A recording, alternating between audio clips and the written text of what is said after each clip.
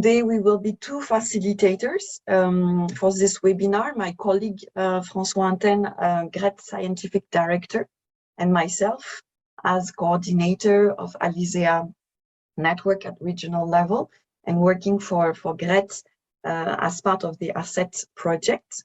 Don't hesitate if you just join us to put your name in the chat box. You can rename your title with your organization and country if you wish. Please keep your microphone turned off when you are not speaking. And to facilitate the work of our interpreter, today we have 3 interpreters from Vietnam, Laos, and Khmer from Cambodia, who will help us to make this webinar possible in 4 languages. This webinar is part of the ongoing work of the ALiSEA network. So it's co-organized by ALiSEA and GRET. It's linked to our work of and activities regarding internal structuration, governance strategies that we started a few years ago. And based on the different specificities, the features of ALiSEA network that aim to bring different stakeholders from different several levels, from province, country to regional level, and tackling the multi-disciplinary of agroecology. This raised a lot of strategic questions for us about the future of the network regarding its governance strategy. And we want to discuss this with you, with ALiSEA members, but also with existing structure and guests to learn from each other. Just to give you an overview as an introduction of all the different strategic questions that we are having at the moment since the beginning, but also now with ALiSEA members regarding how to increase the involvement of members, how to take collective decision process, how to make sure that we have common services at regional level from the different countries. In terms of modality, what is the most suitable organization to work together?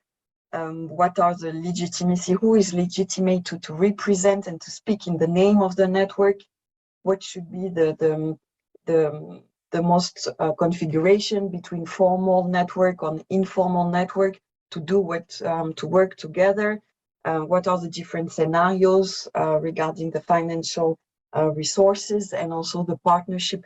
The importance of partnership and to be in complementarity with other existing networks. So those are just examples as an introduction of all the questions we're having currently with ALiSEA members, and this webinar will help us to feed our reflection. I just also wanted to share with you a graph that was designed at the beginning when we started the network of ALiSEA, and you can see this perspective of a long-term strategy on how to switch also from more project-driven network towards a member-driven network. So as I said, this webinar is part of a broader approach, is one step of the whole process where we want to engage with ALiSEA members in order to discuss, to test, to adapt different modalities of structuration and governance. Just key elements, recent elements of the past 2 years. We created the national committee, what we call the national board members, in April 2021, where members are representing the network at national level. So they are part of the strategy and activities. We initiated discussion with members around different scenarios of what the network could look like, the future of the network in each country. And we intend to, based on all those discussion at National General Assemblies, this webinar today, to bring a proposal end of the year to the Regional General Assembly of the network in order to adapt and test against structure by the following years. Today, the webinar we really want this webinar to be an open discussion, to learn from each other, to share our experience, what are the strengths and the weaknesses on networking of processes, networking process, and what to formulate key takeaway messages on how to facilitate regional and multi-stakeholders network.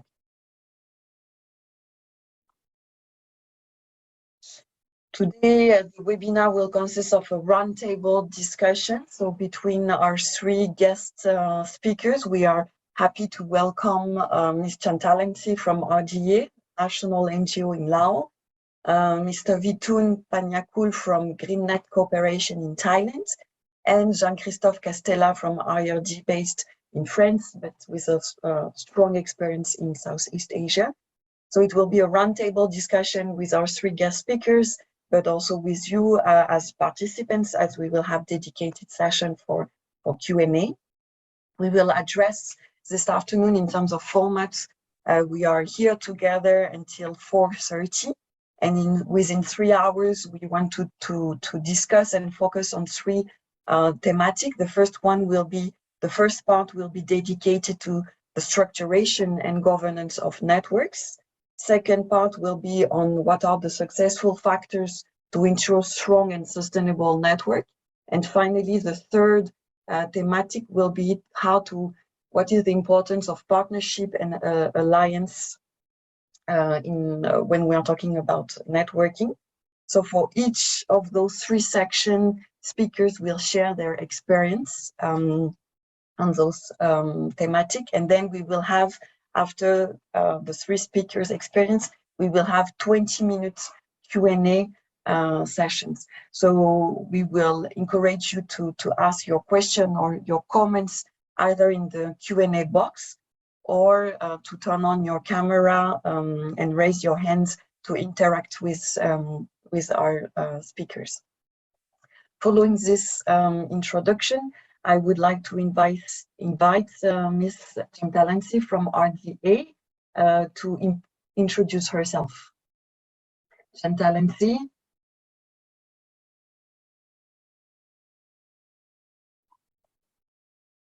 The floor is yours. Good afternoon. Yes. Yeah, it's time for me to talk about the EEA in Laos as well, right? So, Sabaidi, is everyone here well? You hear me? We can hear you very well. Okay, thank you. So, like Lucy says, my name is Chantalangsi Sisuan. I am the director for RDA, Rural Development Agency, as well as I am a, let's say, a chair for the steering committee of EEA Laos. But if we talk about the EEA Laos is now we are moving for environmental education for change in Laos. Yeah. Should I go or you want to go round for? Just to run a short introduction as a roundtable to introduce our three speakers, and then after I will give you the floor for the first part. Okay, thank you. So nice to meet you all. Thank you for coming today. So thank you, Chantalangsi. Vitun, can you introduce yourself, please?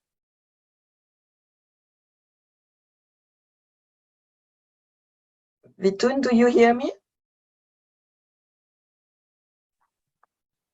Hello. Hello. Yes, good afternoon. I'm sorry, I'm speaking from my mobile phone, not my computers. So I can't find a way to turn on my camera. Okay. It's a bit more complicated. And yes, good afternoon from Bangkok. Very hot, extremely hot with the heat wave of Bangkok. I've been working with GreenNet. It's an organization that works with producers group in Thailand for the last 30 years. and I will speak a little bit more about the GreenNet and the EarthNet Foundation, which is our sister organization, later on. Thank you. Thank you very much, Vitun. And then our last speaker, Jean-Christophe Castella. Hello, everyone. My name is Jean-Christophe Castella. I'm a French researcher from the French Research Institute in France, but I'm currently based in a mission in Thailand, so I'm also very hot. And so I've been working in the region for some time, first on understanding land use changes related to opening to the market economy of remote upland regions, and later on supporting the actors of the agroecology transition. So I'll tell you more a bit later.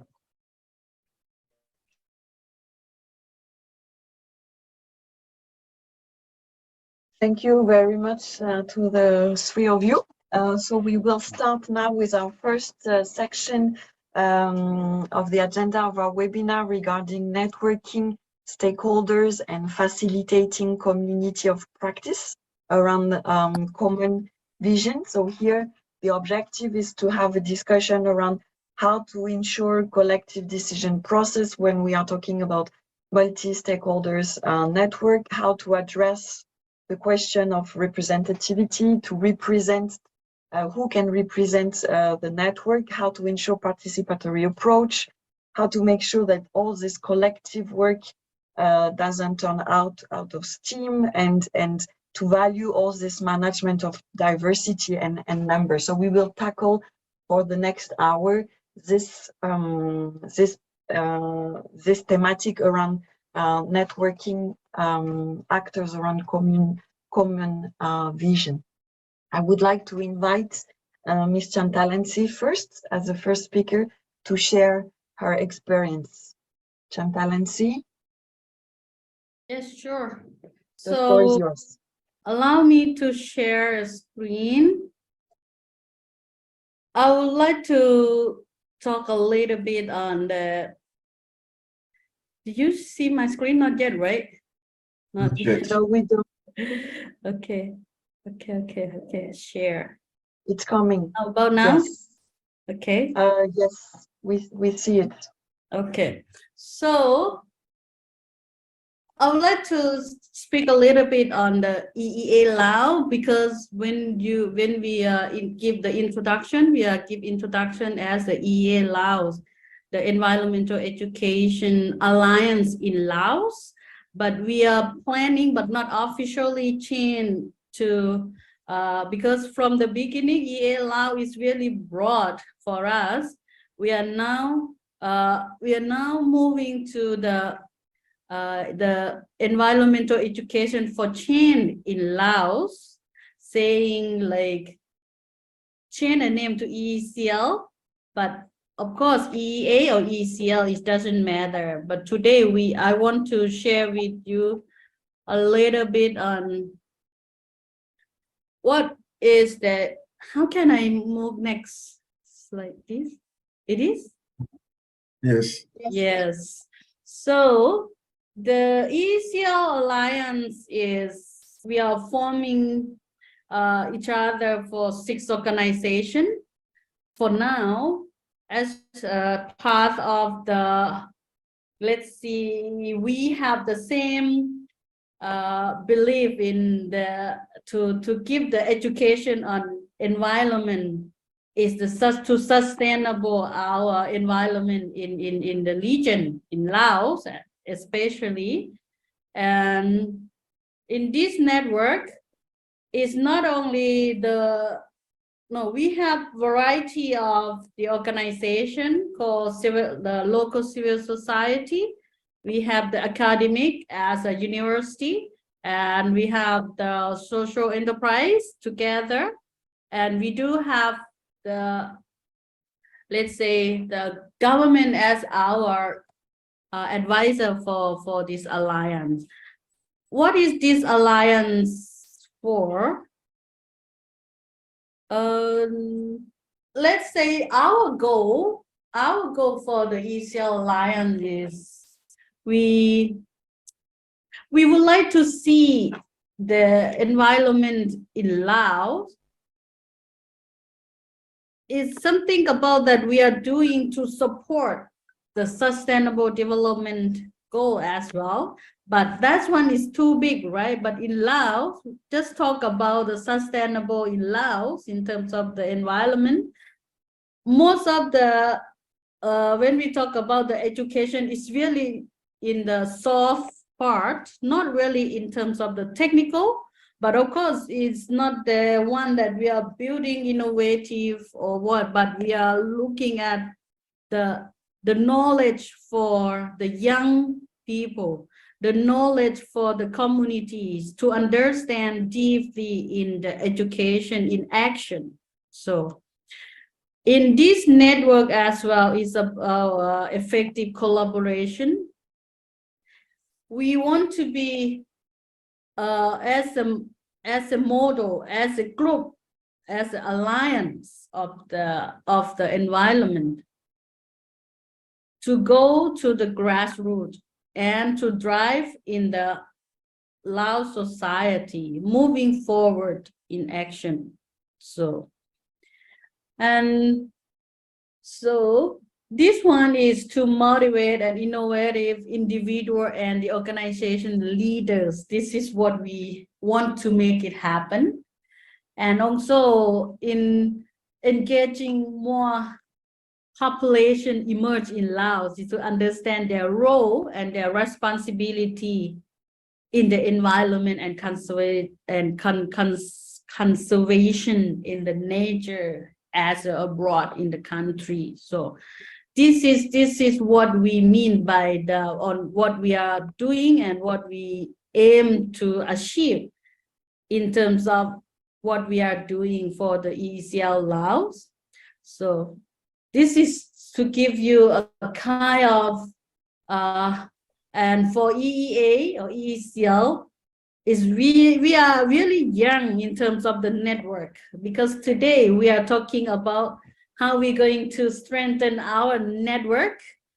And so we don't know how long that this gonna be, but this is what we are doing up to now, just 5 years for EEA, for this alliance. We starting since 2009 up to today, and we have our goal, we have our mission, we have our strategy to move forward. So, and our member now is really active in terms of moving forward together. Even we start from the very small group, and we aim to have in every year to increase our member in our alliance. So this is today is really happy that we have a chance to share with our friends network from Thailand and from around the world as well.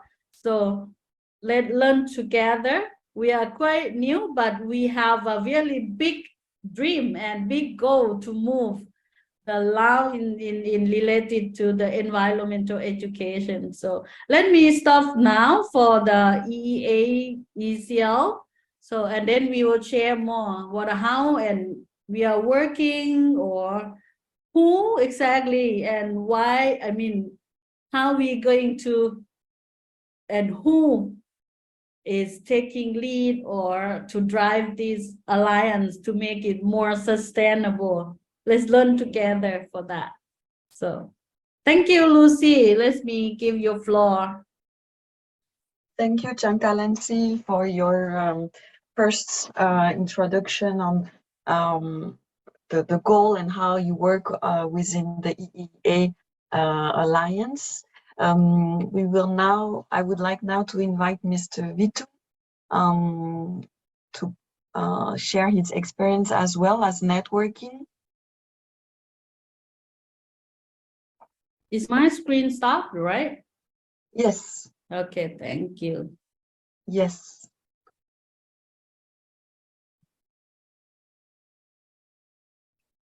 Bitun, do you hear Okay, us? Yes, Yes. I can hear you. Perfect. Okay, my picture's upside down. Yes. Sorry. Okay, here's Yes. better. Okay. Built in.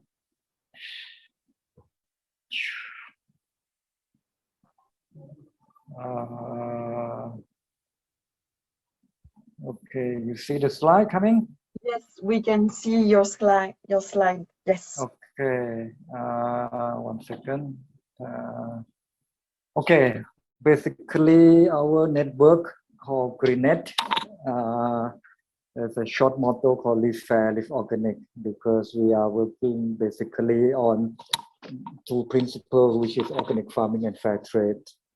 The GreenNet is a kind of a social enterprise.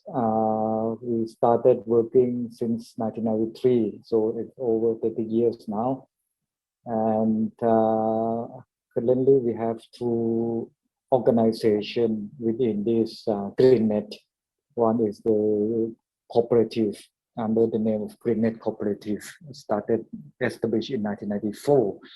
And the non-profit foundation, the EarthNet Foundation, which was registered in 2000. So quite pretty old organization now. The co-op, it's basically composed of members who are producers, but also others, consumers, and so on, and staff. The co-op is a kind of trading arms. We buy raw materials from our members, producers member, as which have been certified under organic for different schemes, as organic and fair trade, of course.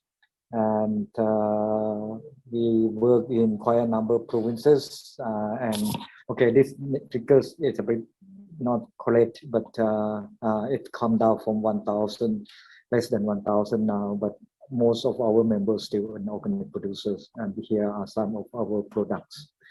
So we spread out in different part of the country, so which is a bit different from any other cooperative, which are a bit more localized. We are kind of spread out and working on different crops. So we have a range of experience from coffee to pineapples to coconut and rice and cottons and so on.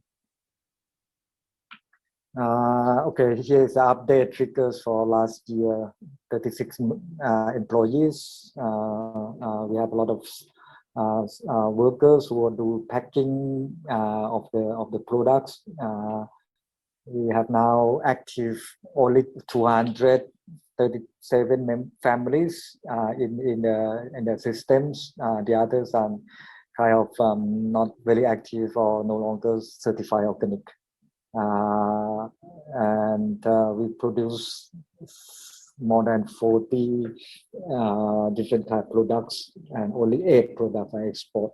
So the sales of export make an earning of around 60%, and our turnover annually is about $2 million and some small profit.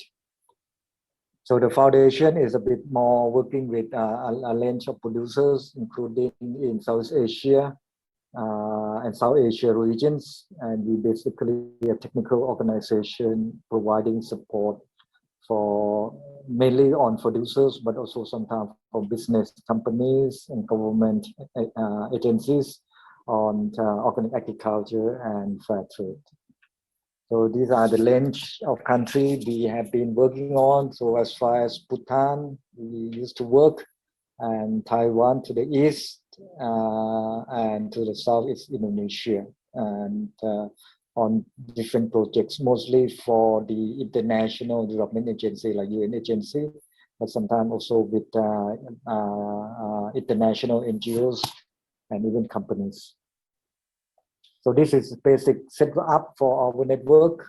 So we have the co-op and the foundation, which is placed in the middle of the producers, and so we have direct relationship between our co-op and the foundation to the producers we're working with, and these producers sometimes they have certain link to each other. Let's say the rice producer probably definitely know each other well and working in with subgroup, but that the cottons or the coconut may not have much relationship with the, let's say, the rice or the coffee producers, because they are so far away, and their production supply chain are quite different. Okay, that's a big quick introduction. Should I continue to address the issues on sustainability or just leave it later on? I think we could stop here for now as a first introduction of how on what you work, the scope, but also the different links, and then we could engage to the second section. I would like to thank you, Vitun, for this introduction. I would like to invite Jean-Christophe also to share his experience on collective decision process, participatory approach for this structuration and governance. Jean-Christophe, yes, okay. We can see your slide. Okay. Yeah, perfect. Thank you. So I share with you some elements of my story in the region. I started almost the same time as Vitun presented for GreenNet in 92, 93. I was working in Thailand on the process of agricultural intensification, trying to understand why some commodity were disappearing, especially the cotton crop at that time, under the abuse of pesticide use on these crops. And then I studied the socio-environmental impact of this transformation in agriculture. Then over the year 2000, I was working in Vietnam and Laos on understanding the agrarian transition and the effect of boom and bust of crops that spread very rapidly and then degrade the land, put the farmers into debts, create a lot of degradation scenarios. And from those experience, I thought it would be good to provide, to go into a different posture from documenting catastrophic scenarios to supporting solutions and supporting the actors of the agroecology transition. And so I'll tell you more a bit later on. I was involved in the early 2010s in a number of projects with the GREAT, AgriSud, and CIRAD on supporting the actors of the agroecology transition. And more recently with the ASSET project, I'm involved in understanding the incentives and the enablers of the agroecology transition and monitoring with different actors the impact of this transition. So as you can see with the points on the maps, I've been working in the Mekong region for the last 30 years on very similar topic, but with two successive postures. One documenting the scenarios and the other one trying to influence those scenarios. And what happened in 2013 is that I was a consultant at that time for GREAT to design a project that would be then funded by AFD. The project was ACTA. And in 2013, what we did was to document what was agroecology in Southeast Asia. The term agroecology was not broadly used. And so we identify a number of agroecology practices and try to engage in the first elements of understanding of what agroecology meant in Southeast Asia. And then we provided the basis for the development of the ALiSEA network, using a refined analysis of other existing networks. At that time, there were already many networks related to agroforestry, to SRI, independent networks. And so we try to learn lessons from these many networks, studying their structure, their social organization, their operations, and And so this was used at the time of the design of the ACTA project that started in 2015. And at the same time, ALiSEA was designed as a network. So now we have a 10 years experience around ALiSEA, and we can somehow revisit the hypothesis that we did at the beginning.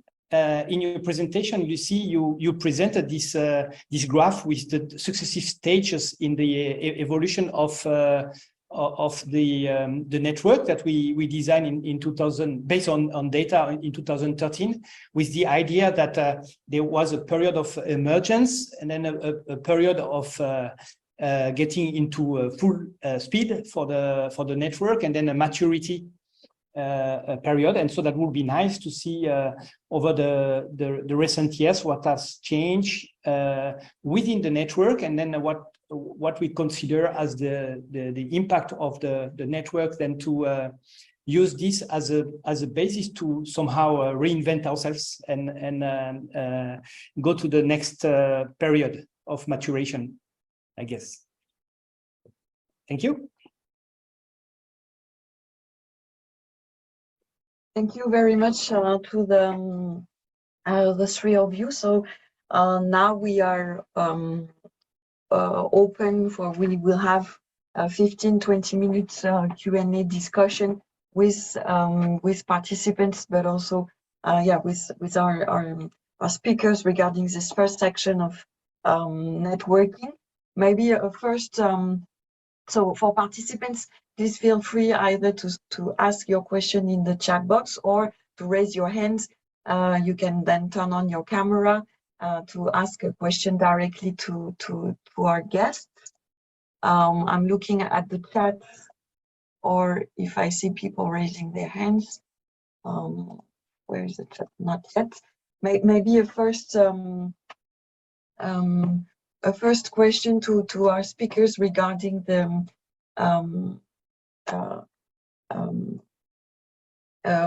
Talenti you were talking about, and Vitun also about bringing actors together to work together, how to make stakeholders active around a common vision. Maybe you could share a little bit on this. What was the approach and the strategy put in place to ensure active contribution of the different stakeholders? I don't know, Talenti, Vitun, Christophe, Talenti, yeah. Yeah, maybe I can give a short comments on all that, because I feel like it's really important to have multi-sector in our network, because if we only have the environmentalists under the environmental alliance or network, you will see how crazy that we will move forward in a dream that go beyond fighting or something like that. But if we have variety, example for our network, as well as I mentioned from the beginning, we have the private sector, but private mean for us is like the social enterprise for now, and we have the let's say this is what I'm talking in by registration. Okay, we have the business, we have an NPA. NPA is a non-profit association in Laos that register under Ministry of MOHA, is the Home Affair. From the government, this organization or this model concerned as a legal non-profit organization who working as a civil society moving the development work in Laos is officially accepted, let's say that. So it's good to have them in the networks. let's say that. Apart from that, we have the National University of Laos as an academic partner, which is really important, and we are lucky to have them, so that, you know, in any topic that we want to raise or to make some awareness, we have the academic person to at least to certify that this topic is in the legal form to talk, to speak, you know. If you're aware a little bit of Lao society, you know, it's quite frankly is limited. That if you want to say something, you need the reference, not just say anyhow. Even you see this is the right thing to speak, but you know, if it is me alone in the alliance, or just the people like me in the alliance, or like my organization, I think we may not have a smooth implementation to drive our mission. So we are lucky to have this, you know. And so you see, this is a really beauty of the multi-sector in the network. Yeah, that's my thought to that. Thank you, Chantal. And so the idea of by being representing different stakeholders to have a stronger voice on the common interest, right? That if we speak in the same direction from organization, researchers, farmers, farmer groups. Bitoun or Jean-Christophe, do you want to add on this regarding the collective process, how to take decision also collectively, of this diversity, the importance of diversity of multi-stakeholders? We were also questioned about the legitimacy, the representation of the network, or how to encourage members to be active, to contribute to a common goal.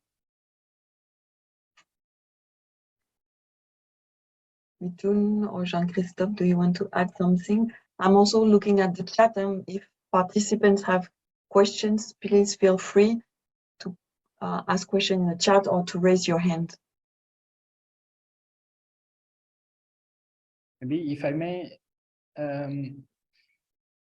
I think that the most important is to think in terms of what are the benefits for members of joining ALiSEA. So what do I get as a member if I join ALiSEA? And this is something we may discuss later on, but I think it's getting into a diversity of actors, having a possible contact with people who are not from my own group. So I open to other people, to other knowledge, to opportunities. And discussing for some members, sometime I think that they have been triggered to join at some stage by the idea of being in, and in case something will happen, being able to respond or to seize the opportunity. But then in time they may lose track of why they are still there and why they contribute and so on. And so it's very important to remind, to revive, and to keep a vibrant network, to make sure that at all time members really know why they are there and how they benefit. So I've seen a number of members who join for the small grant, because they thought, okay, there is an opportunity there to get money, to get support from ALiSEA to implement some activities. And so once they get the small grant and the job is done, is finished, they become a little bit sleepy in the network. And so that's a challenge. I mean, to keep it alive and to raise the interest of members at all time. Thank you. Thank you very much, Jean-Christophe. And I think it's a key, while during the discussion, we had this feedback that it's, as you said, very interesting to be in committee where there is multidisciplinary, to learn to have the opportunity to be together, connected with other actors that we might not. And this part of, I think, what is difficult is how to take decision together. Where do we want to go? And to ensure that members feel comfortable also to share their idea, and that we can have emerging needs and topics that are taken into account for the network. I want to address more. I think you remind me, Lucy, you remind me when we have a discussion as a board or as a members, when we have a member meeting, you know, before we make any decision, the fighting is like starting. And but of course, when we are talking about fighting, it's not about fighting for win, but we are looking for where is the balance, where is the how we going to move together and to make a last decision. We are quite new. We want to learn from both of you as well, and our participants here, is you have some that. For now, the EA or ECL, we have really small number of members where we can just ring a phone or on a chat box talking, shall we agree on this, shall we do that and that, how about the plan, and whatever is answered quite quickly and is easy. But we also have to think about how about in the future when we have a larger members, and when we talk about the collectively and the multiple of the variety of the members, you see how the noisy or the let's say the beauty of decision making will complicate it more. For now, within the ECL, we quite let's say it's easy to make a decision, and it's not complex because we have the members, we have the board of the members, where each of not each, we will select in not every year. We are now even talking about the 2-year rounds or 3-year rounds that we will have a new board of management. So okay. It is quite simple for now, but let's learn from our friends. When you have 1,000 members or a long time already, how can you make it? So for us, it's simple for now. You agree? We want to do this. Say it to vote. It's simple as well. Just hands up, and if you hand down, okay, we are more, we win. Something like that. That how now the EECL is working in terms of the decision making. It's not so much challenge for now. Let's say that.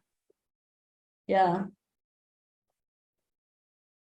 Thank you, Chantal and C. I see that definitely a question that was really makes sense for us as ALiSEA, as in 10 years, the number of members really increased.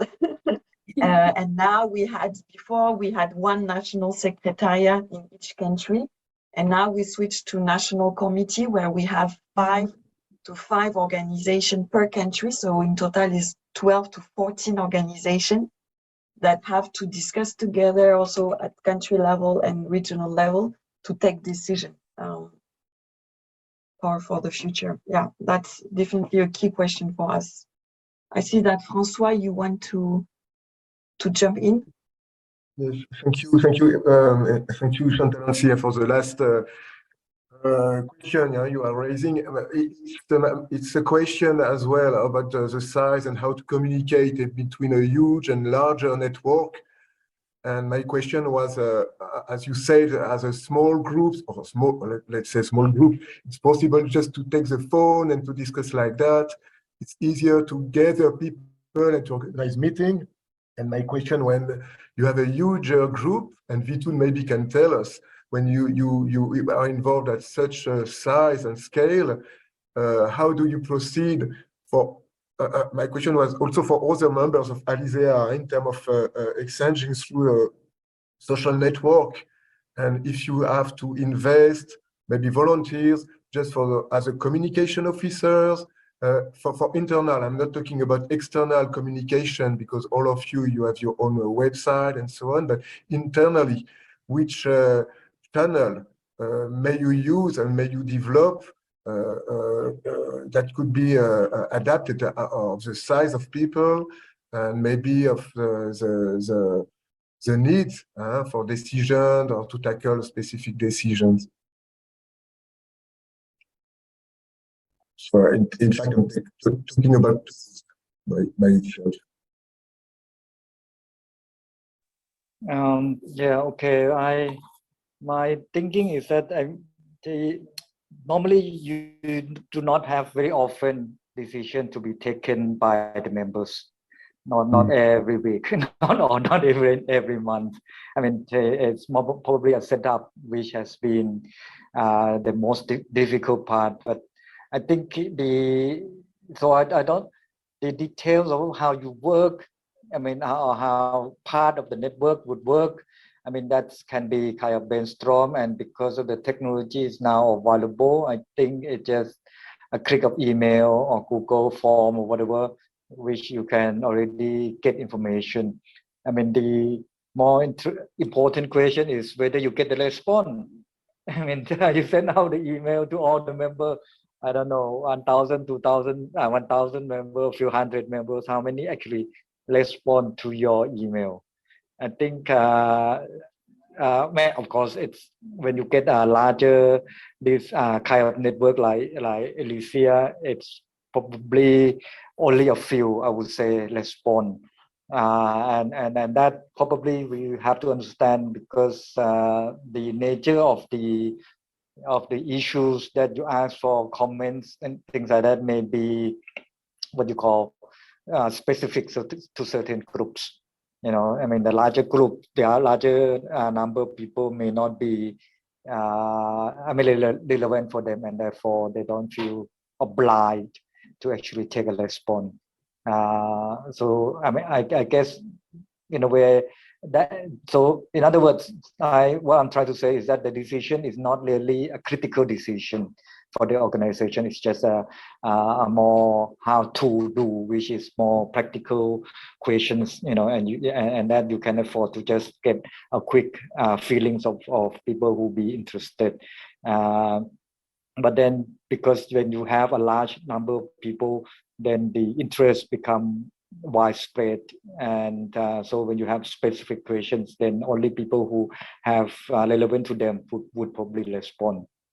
And of course, sometimes also you have to compete. So it's not in the world, it's not only ALiSEA alone. There's so many network over different issues.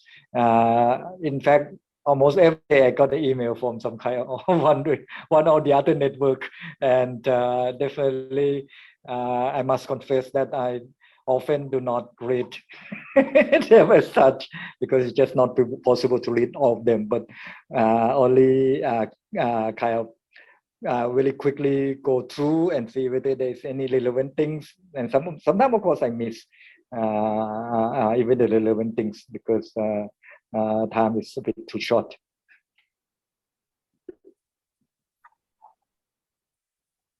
Thank you, Vitun.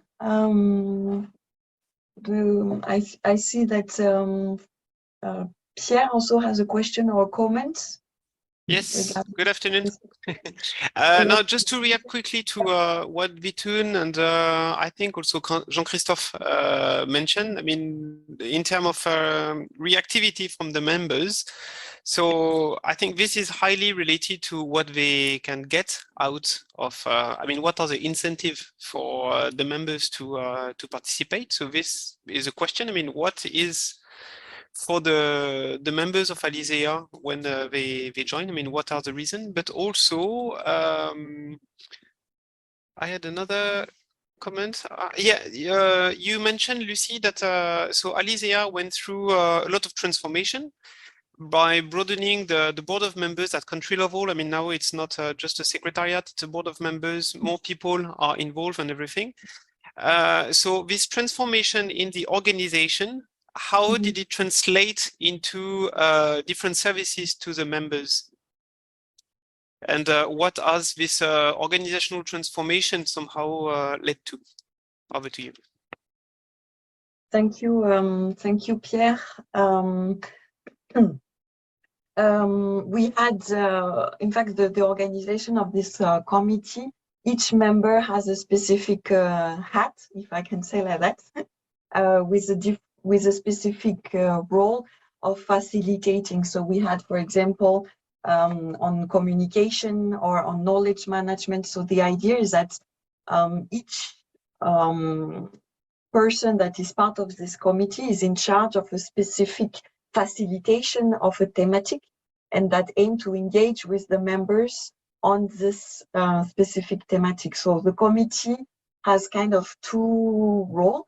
First is at country level for the strategic, where we meet every month to discuss what has been done and what, if there is decision to take, for example, where do we want to go together. There is also, it's part also of when we want to welcome new members. We discuss this together at national level with this committee.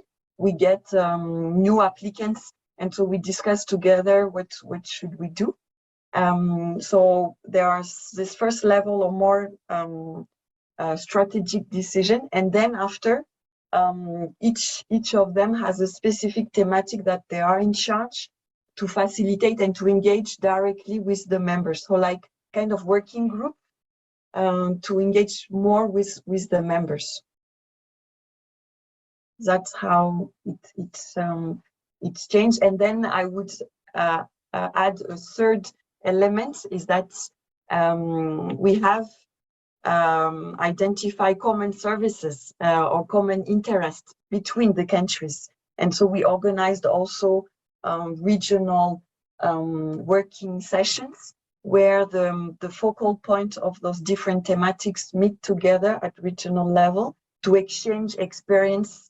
For example, on communication, we want to organize another, the next one, for example, will be on how to engage with journalists. We have identified local journalists as a key actors to share information.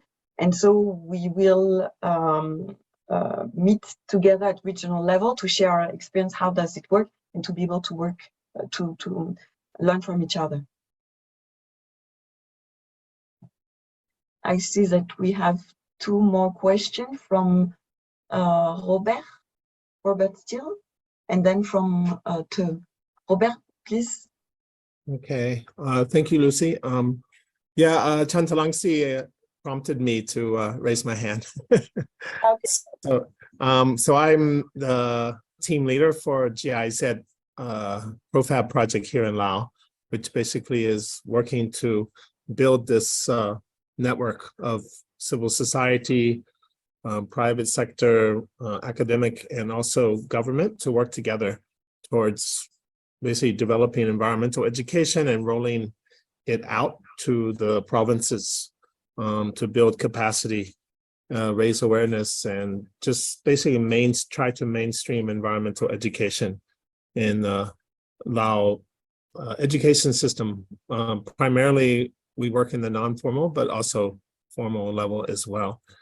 So Chantalangsi asked me to speak about the governance model that we're using. It's quite interesting, as you heard from the very introduction of Chantalangsi, she used two different terms, the EEA Lao network and the EECL alliance.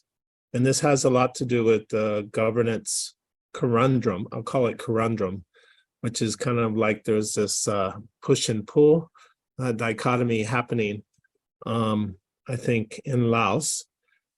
So the word network in Lao is Kukai, which I think it's, as we understand from working with our government partner, it's basically relationships for that you have, like if I'm saying the government, to work with a wide range of partners.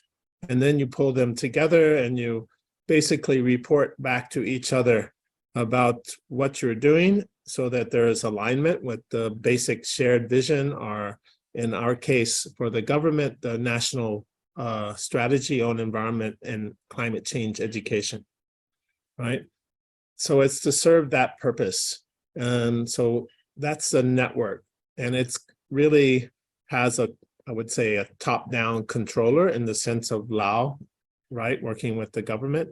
All right, the government is the ultimate controller of the network. They allow it to happen, right?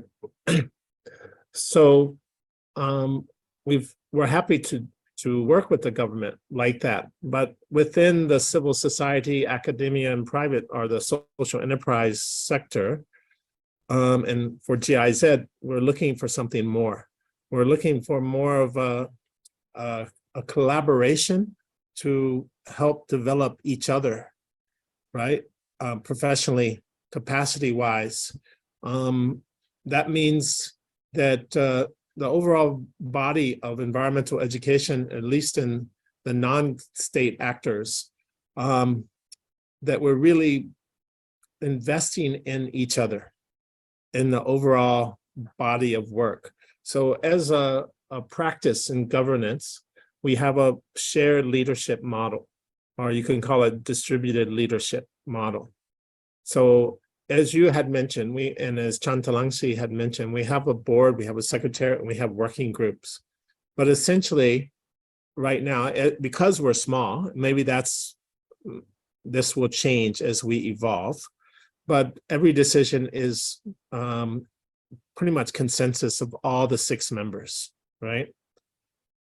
The other thing is, we as GIZ, to support this, and we call it alliance. I didn't actually bring up this word, but we call it EECL alliance, because for us, when we investigated just the dictionary, the English dictionary meaning of network versus alliance seemed to fit what I just described, more of like you really buy into, as an organization, to support other organizations, like a family, I guess, is a metaphor.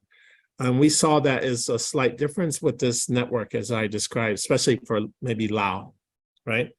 So for GIZ, when we finance our partners to basically carry out the activities to support our objectives. So we give local subsidy grants to basically do all the work that we need done in support of the government's national strategy, as well as to support GIZ's own conservation objectives on FLECT. FLECT is Forest Law Enforcement, Governance, and Trade. So trying to decrease deforestation through finding timber legality, and VPA, Volunteer Partnership Agreement, with the EU and Lao to sell sustainable timber to Lao. And then we have a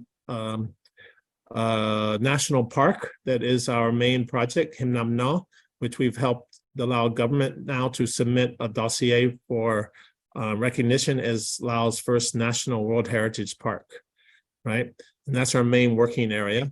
And then there's also this issue of illegal wildlife trade, which is quite prevalent in Him Nam No, in and around Him Nam No. So the alliance basically supports the environmental education, facilitation, outreach, and communication aspects of those 3 components of PROFAB.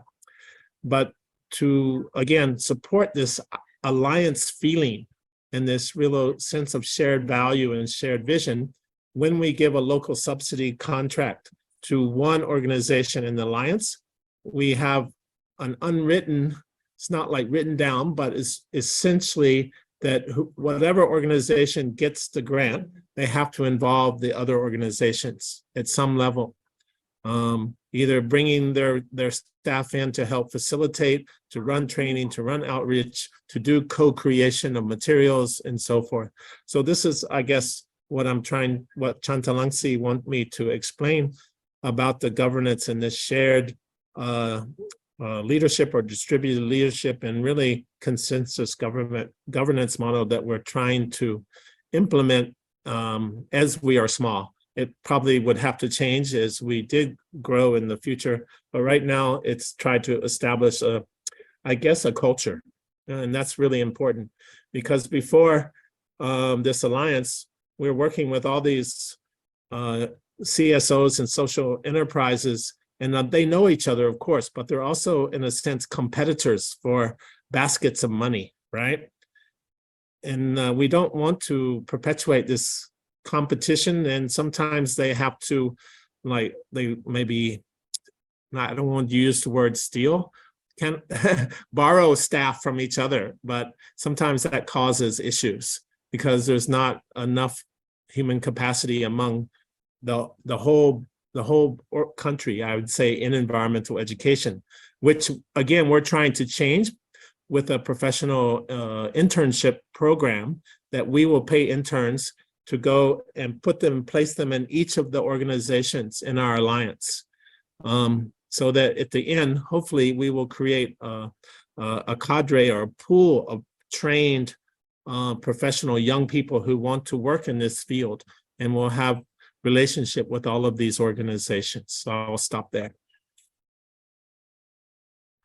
Thank you very much for sharing about the governance modalities, how to work and take decision for EEA. I see that there is Te that want to intervene, ask a question or share your experience. Te? Yes. Yep. Thank you very much.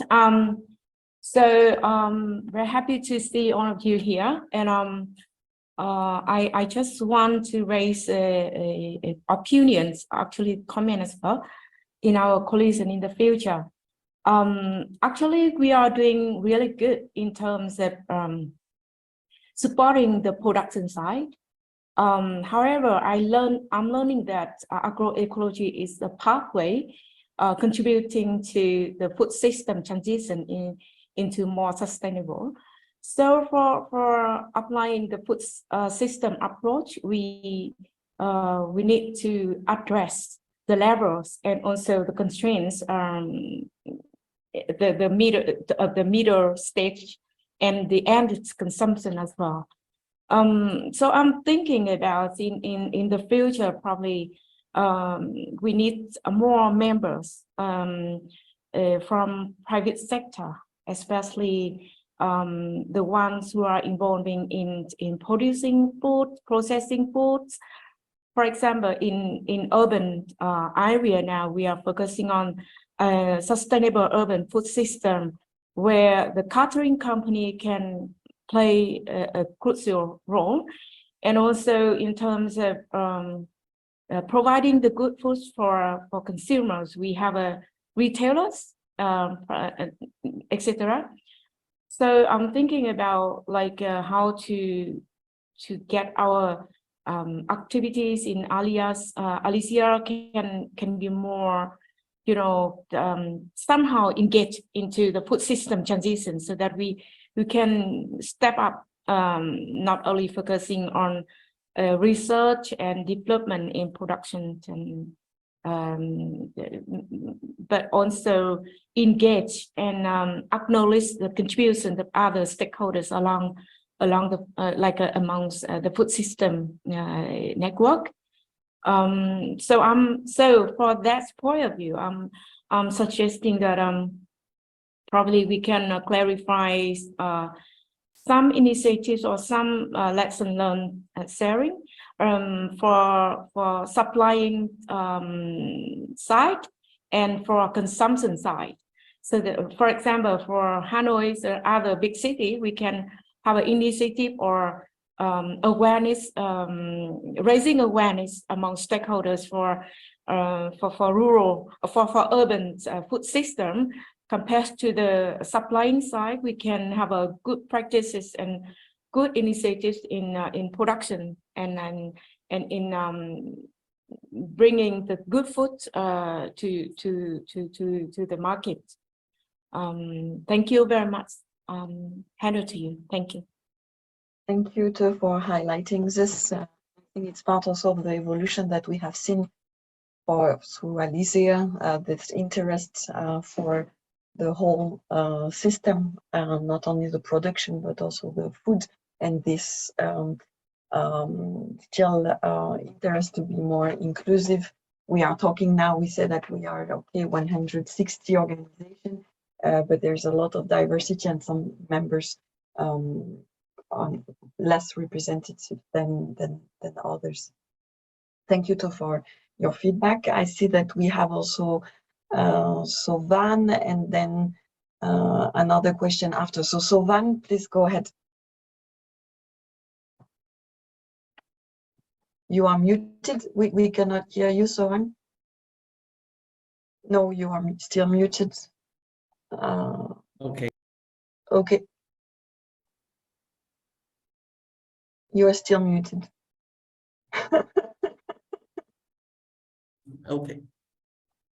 Perfect. Yeah. Okay.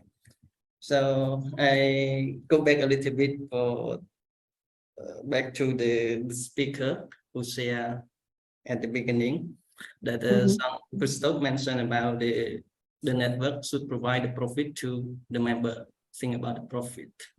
And Chantalansi mentioned that the member of the network should be diversified. NGO, university, academy, and farmer as well.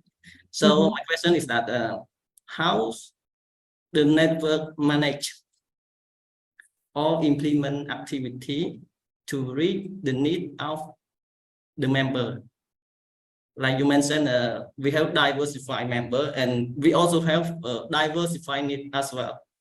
So how we implement or manage the network to reach the need of each member? Thank you.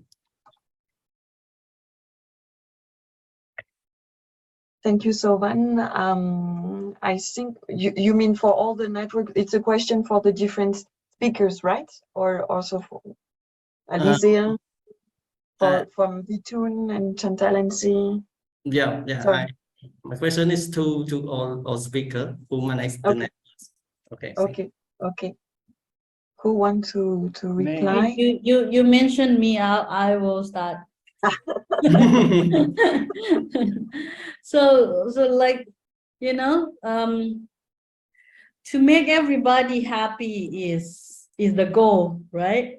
For the network, to make every members, right, to treat them equally. That's the thing that we want to make it happen, but it's not in a reality. Is really happen in a plan, but not in action. Let me say that, because apart from the EEA Alliance or the ECL Alliance network, of course, I'm also a member of ALiSEA, our ALiSEA network, right? And we are in the board as well in Laos. I also involved in another network called Sun CSA in Laos as well. You know, the only we can balance is in the paper. Let me say that when we have it, but in reality, let me give example for our, because today I represent the EA. The meeting, you know, the meeting and agree on the action plan and agree on the annual plan, even the 3-month plan and the action that we will do together. That would be a good start to manage the member, to agree to balance the agreement. That's the first start point that we did, even from the beginning up to now, and I feel it makes sense and is able to do that. So, but of course, when we are talking about the resources to support, this is really important as well. The resources, the budget to support what we agree in the implementation. That's the work of the, you see, when we're talking like it is the work of the board member. Because the role of the board member is to do fundraising. Collectively, the team building is the board as well. But more important, the secretariat, I want to mention this as well. If it's talking about the structure, the member is driven. We want the member as a driven of the alliance of the networks. That's what we want. We don't want the top down, like Robert said, when in Lao, if you have the top down one is running fast, but for sustainable and for harmonization or the good environment, we need the member driven. So secretariat is the middle person to fill the gap from the board, from even the government and the members. I think this is, if you talk about how we manage fair beneficiary sharing each other, each of the member need to really take responsible of each role and responsible. So that is not the final answer, but that's from our experience. So maybe how about the bigger network? What is your suggestion or let's say advising? Please, I stop here. Thank you, Chantal and Sia. Vitoun or Jean-Christophe, do you want to add elements to the question of Sovan? Yes, if I may. Sure. When networks get bigger and diversified, the central governance can sometimes not keep track of everything. Things may happen independently from the central governance, and that's good. And especially as we add new topics, like to mention on the food, for example, food systems. It's nice to have subgroups that are active, autonomous. They can manage a topic of interest on their own.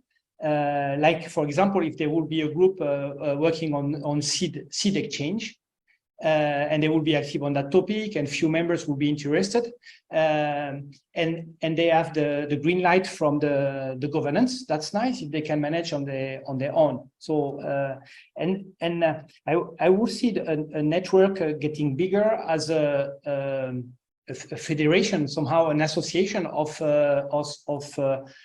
smaller groups, more specific groups that have their own activity and that are quite autonomous in managing their activities.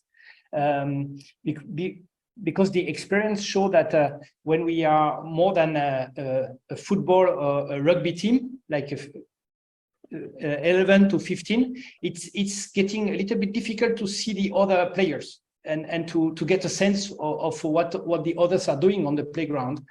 And that's why having subgroups and then a communication mechanisms between subgroups would be quite important. Another thing that was mentioned is related to the culture of the network, and very often the culture of the network is referring to the champions that are there in the network. As you mentioned, Santalancy, you are a node of many networks, and there are many people like this who we can identify as nodes of many different networks, and who somehow instillate their own energy, their own understanding of what the network should be, and so on. And so there is this sometimes this balance to find between who is contributing, because this is creating a kind of magic mix of persons who can really boost the network and create a culture of the network, of people who like to work together, who like to be together, who are friends, and who can really boost the process. And this is something that we found in many networks that survive over a long period. Is there are some champions behind, stubborn people who can keep the line. Whatever happened, they keep focused on their objectives.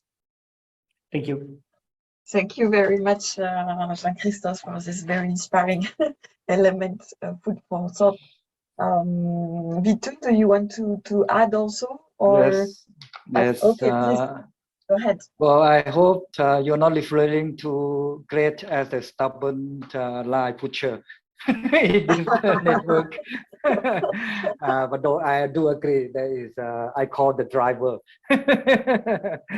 I was thinking of you behind the green net. Thank you very much. I think to start with, I think it depends on the nature of the what we call network. And our friends just now call alliance or platform of collaboration. I mean, there is definitely the intrinsic nature of the setup.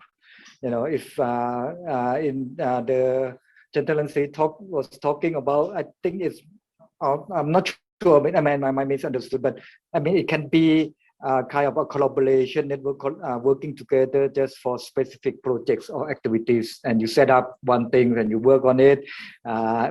Year by year, you design another things and you work on it. You know, so in that kind of network of collaboration, which are activities or a bit more activities or project oriented, then you don't want to have too many others. You don't want to expand too fast, too quick. I mean, definitely too many chefs spoil the food, and too many chef assistants also spoil the food. And so you don't want to have expanded work. But if you are a network for information sharing, of course, then you might want to expand to reach out a new group of people, so that people get more information and sharing information and so on. Or if you are a network which in the way great is kind of a mix, where you also have grant money proposal and things like that. I mean, you also don't if you're grant oriented, then you might not want to reach out to many beyond your capacities to service. You know, I mean, otherwise it's just not possible. You know, so it's very much, so it's a bit hard to say whether the network must always expand. It depends on the nature of the network, and definitely whether the network or the secretariat or the drivers or whatever will have to find a way to find a balance between expanding and servicing. Because if you can't service when you expand, then there's no point. No rationale behind it. And in a way, I think might be also a good time for me to actually move. I'm not sure, Lucia, whether we should move to the second one. Then not yet. Please hold on. We will take a last question, and then we propose to have a 5-minute break, and then we move to the next section. But I see that there is one more person that want to raise a question or comments, and then we have 5-minute break, and then we move on to sustainability section. So thank you, Vitun, for sharing, and I would like to invite, Good afternoon from Cần Thơ, Vietnam, everyone. I'm Đặng. I actually from White Farm, which is the young farmer network. We focus in Lower Mekong region. And actually, I learned a lot from your discussion. Philip, you mentioned about like young farmer involvement, and I would like to mention about this. We work with like, you know, like farmers, and, you know, we feel that actually not like, you know, most of them are like not entrepreneur, like activists. So I think and very small scale farmer, even they don't have, they don't earn a lot of benefit, but they want to change something. I think maybe our network, how to say, how to involve those, I mean, this group of farmers into our network. I think because not just only big farm or, you know, even organization or large scale farming, but small scale farming, especially like, you know, young farmer, they want to change something. And that's for my first point. And the second, I think, you know, like about how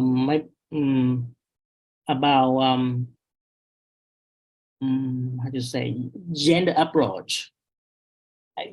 Some of you know, like many organizations now, they pay attention about gender approach. So if we work with the farmers or even like organization, they try to work with the small scale or big scale, or even like some kind of business. So maybe we think about how to apply the, how to say, the gender like responsibility to make sure that women have the same benefit or even higher benefit, and even like women have the same or even higher position when they enter this kind of I mean, when they enter and work with ALiSEA network. And the third one, we know like both male and female member maybe join our network. I mean, even not organization, but I know like some farmer they join, and I think let's support more female farmer, because, you know, they will get more benefit to our society. So that's just my my opinion. Thank you. Thank you very much, Dang, for highlighting those two important aspects of young smallholder farmers and women also benefiting and joining the network. I think, yeah, that are important to take into account also in the governance and the structure, to make sure that we are also responding to those needs. Yeah. Thanks a lot for sharing your experience. We would like to take a group photo. So we can invite everybody to turn on their camera. Okay, we will start to smile. Okay, 1, 2, 3, smile.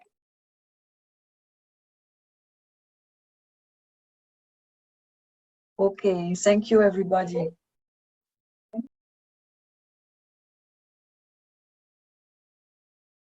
So now we will move to our second section regarding the success factors for sustain a strong network. I will hand over the facilitation to my colleague François Antenne. Thank you, Lucy, and good afternoon to the participants, and thanks again for the previous exchange we had. I will moderate this coming session. The first one, as you said and presented, Lucy, is focusing on the sustainability factors and conditions. So maybe we may repeat some facts and a question that we already exchanged just during the previous one. But it was important for us when preparing this roundtable to focus on this issue. And we addressed three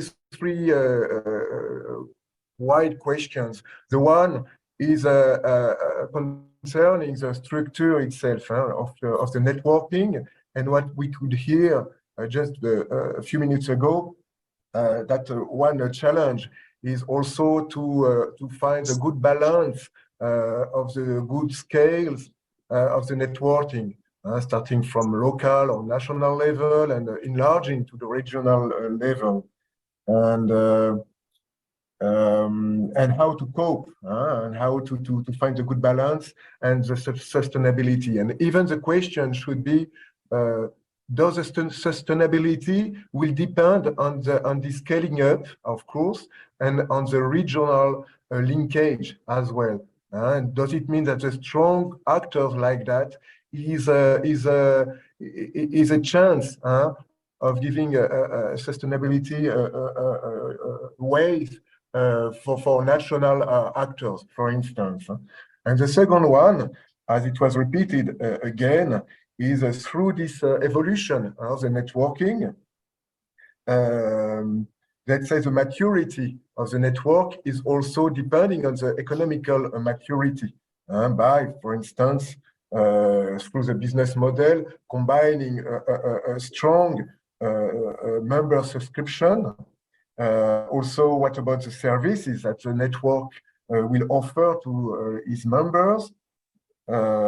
And also what type of project could be developed and sustained, as well as the financial balance of the structure.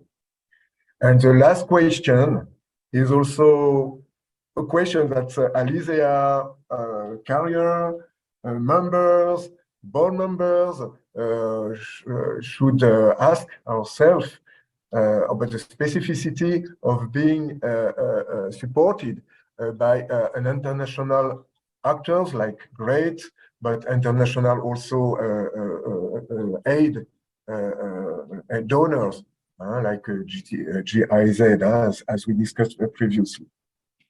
So for the first two questions, for instance, by preparing ourselves, we asked to Vitoon to react on that sustainability question. And Vitoon, as a founders of a GreenNet, existing since around 30 years, we think that you are the best person to talk about sustainability, meaning as well that you developed your activity first at national level, linking the network between a Thai enterprise, and then also enlarging, for instance, your network at a regional level with a World Fair Trade Union at regional level, and while also being recognized by the official committee in Thailand. So for that issue, first, could you share how along this long time, 30 years, how did you process for that? And which advice, which lessons could you share with us to sustain such sustainability? Meaning also with this balance between regional and national level, and could give us some key factors of success as well. Thank you. Thank you, Francois. Okay. Wow, I mean, 30 years is like time flying. So sometimes it's been very quick. Can you see my screen now? No? Not yet. Not yet. Okay. It doesn't want. Okay. Okay, there you go. No? Yes. Yes. Okay.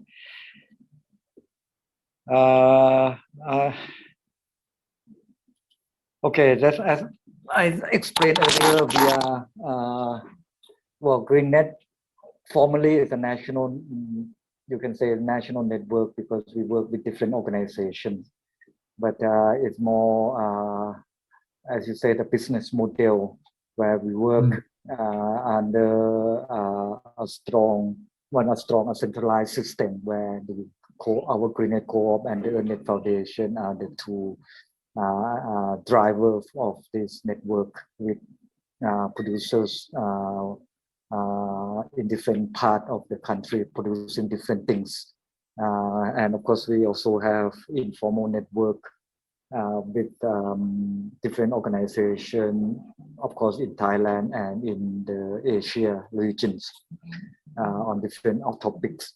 Okay, talking about sustainability, the first issue is I call the basics, which is kind of the foundation of the sustainability.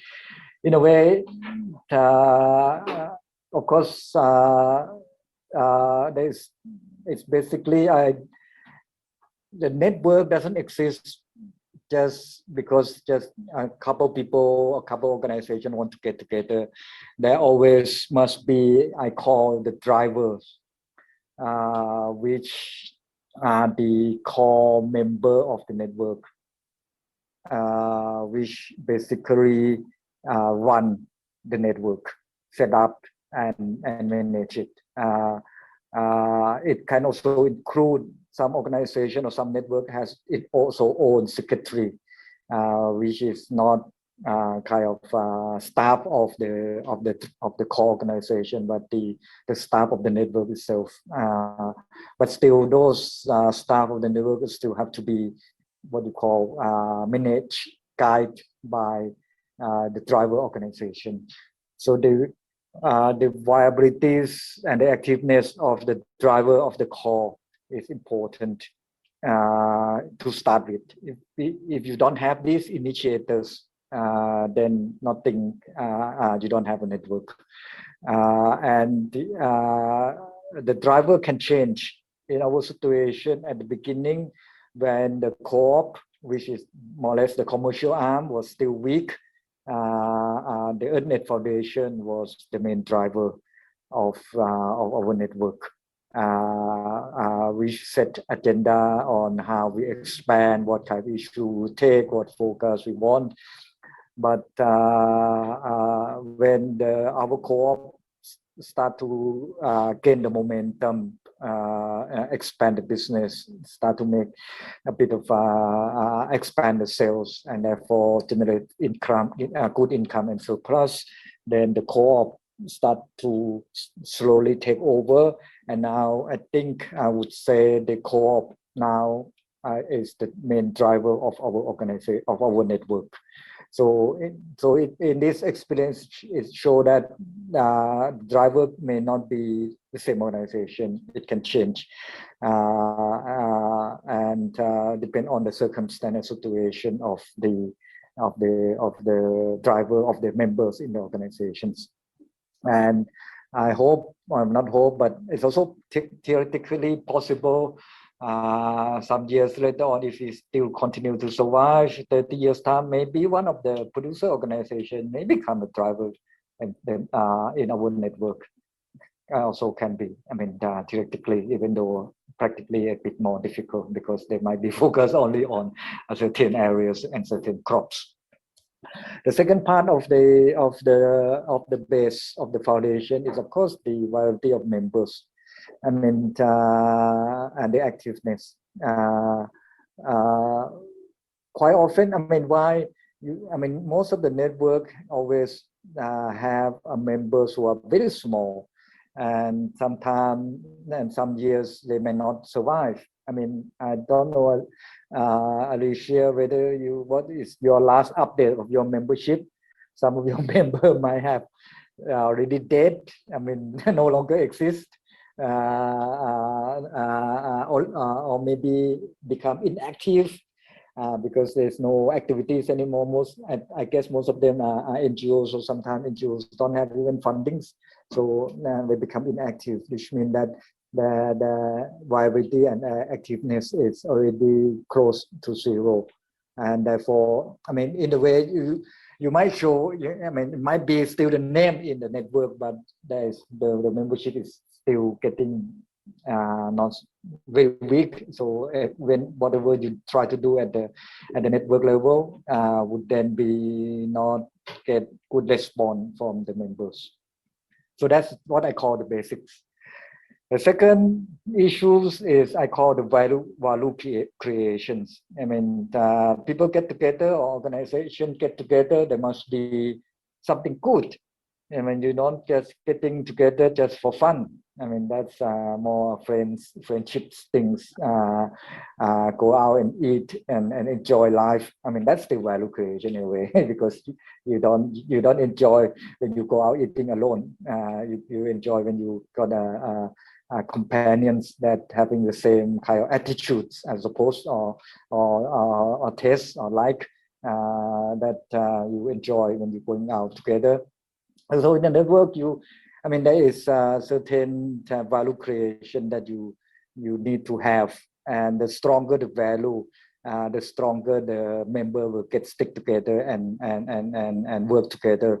Of course, in our situation is the management or the improvement of the supply chain, because we are more business network. Production network, business network. That means we get products from individual farmers, member of the local groups, placing them in the market. And to do that, we have to organize what I call the supply chain management to make the cost effective, minimize cost basically, so that we can maximize profit. And that requires a lot of knowledge transfer between the drivers to the members. But of course, the drivers also quite often also learn from when you do work with one particular members, because the same experience or mistake or whatever you learn from working with one group can be shared and repeated to the other groups. So it's a both learning sides, not just one. But normally, of course, the local one, the smaller one, would expect a more contribution in terms of knowledge from the driver from the centralized system. And that's part of it. I mean, for ALiSEA, I guess the more information, knowledge, news update that passing through great to the ALiSEA secretariat to the members is the value creation. But whether the members appreciate or feel that it's a value for them, that's another story. Because when you expand too much, I mean, then the interest become vast. I mean, spread out, and therefore you can't just monitor or passing information on every single issues. But you still need to focus. I would say in one way, some network, I mean, including us, at the beginning, we expand a lot. And then at a certain age, after I think 10, 15 years, then you start to shrink.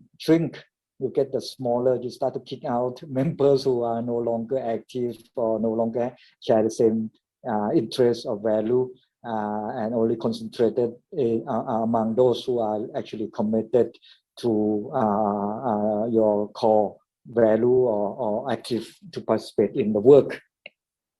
And of course, another value creation, which also can be on the finance.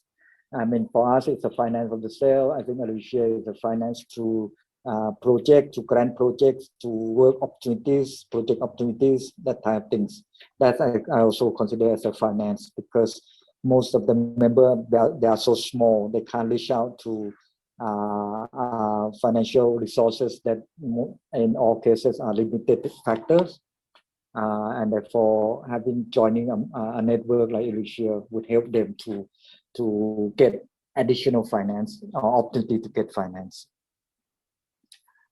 Okay, before I move to the next issues on the financing, on the network risk, any questions? Are you following me or dropping off?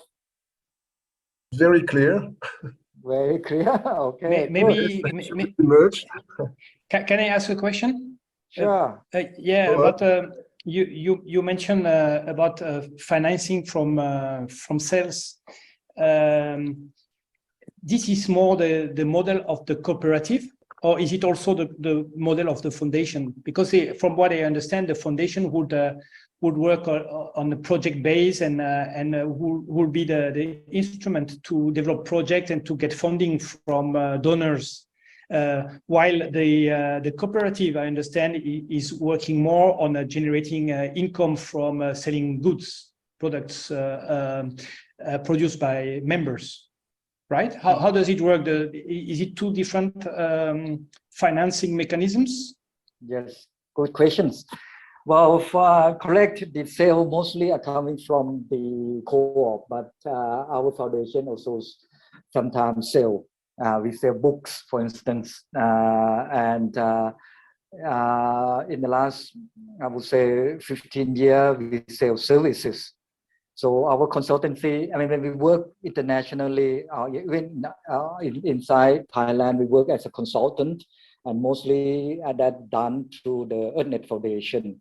So the consultant services is also income generating to finance the work of the GreenNet.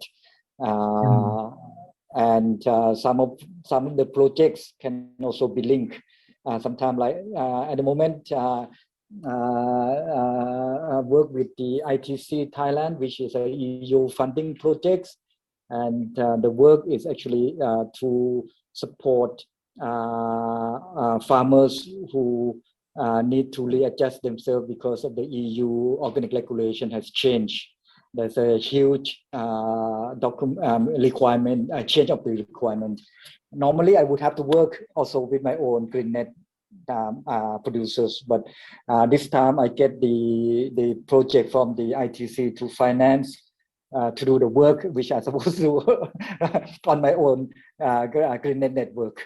But now this time I get paid to do by European funding. So in a way, it's work that you have to do anyway, and now get extra finance through consultancy and through the foundations type things. Yeah. Thank you. Thanks. Okay. Okay. Now I move on to the network risk. The risk divided into internal and external. Like this kind of SWOT analysis type things. The internal risk, I think the competition within or among members for limited finance or resources or time over of the network.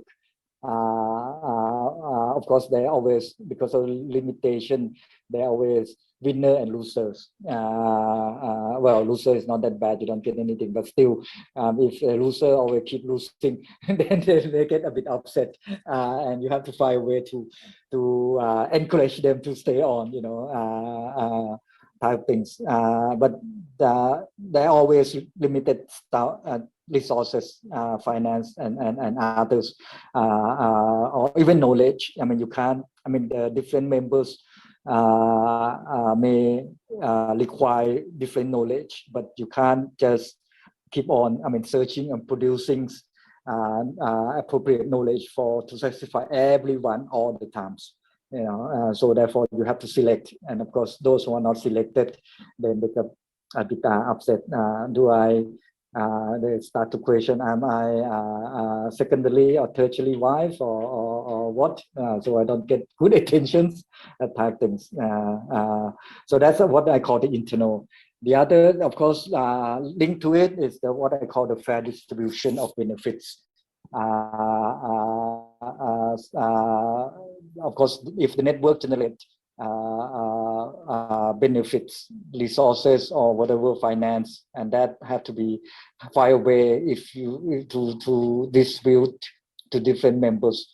And so in early work of my organization, we have these fair trade premiums. I don't know whether you fair trade premiums, it's mean when you sell your products as fair trade products to fair trade buyers, mostly in our case, in fact, our fair trade buyers in Europe.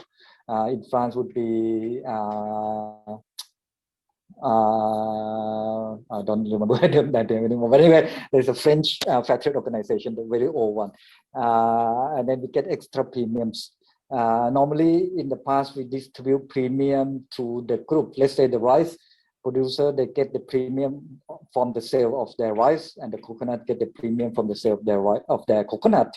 But recently, a couple of years back, I changed my mind, and I think the coconut farmers is a bit slightly better off than the rice farmers, and therefore I start to channel the fair trade premium, which is supposed to generate it from the sale of the coconut to the rice producers, for instance, or even to a producer which only sell domestically, but they are economically much worse off than the coconut groups.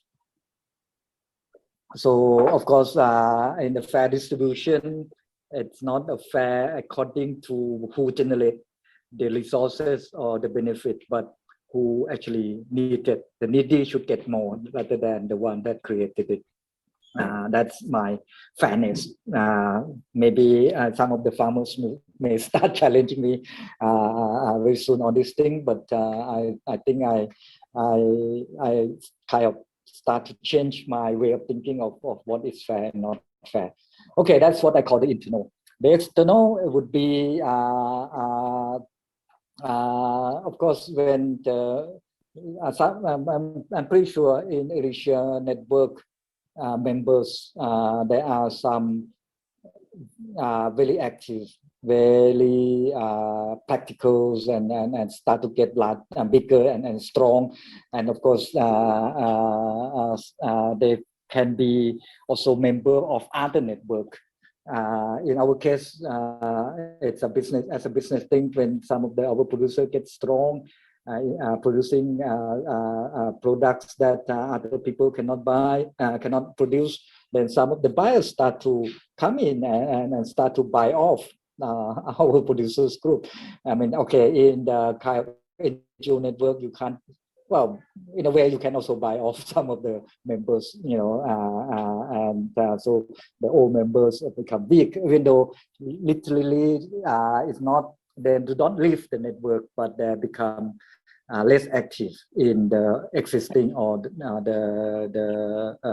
one network or the others, because of course the organization, that member organization, would have limited time, so they can't focus on everything.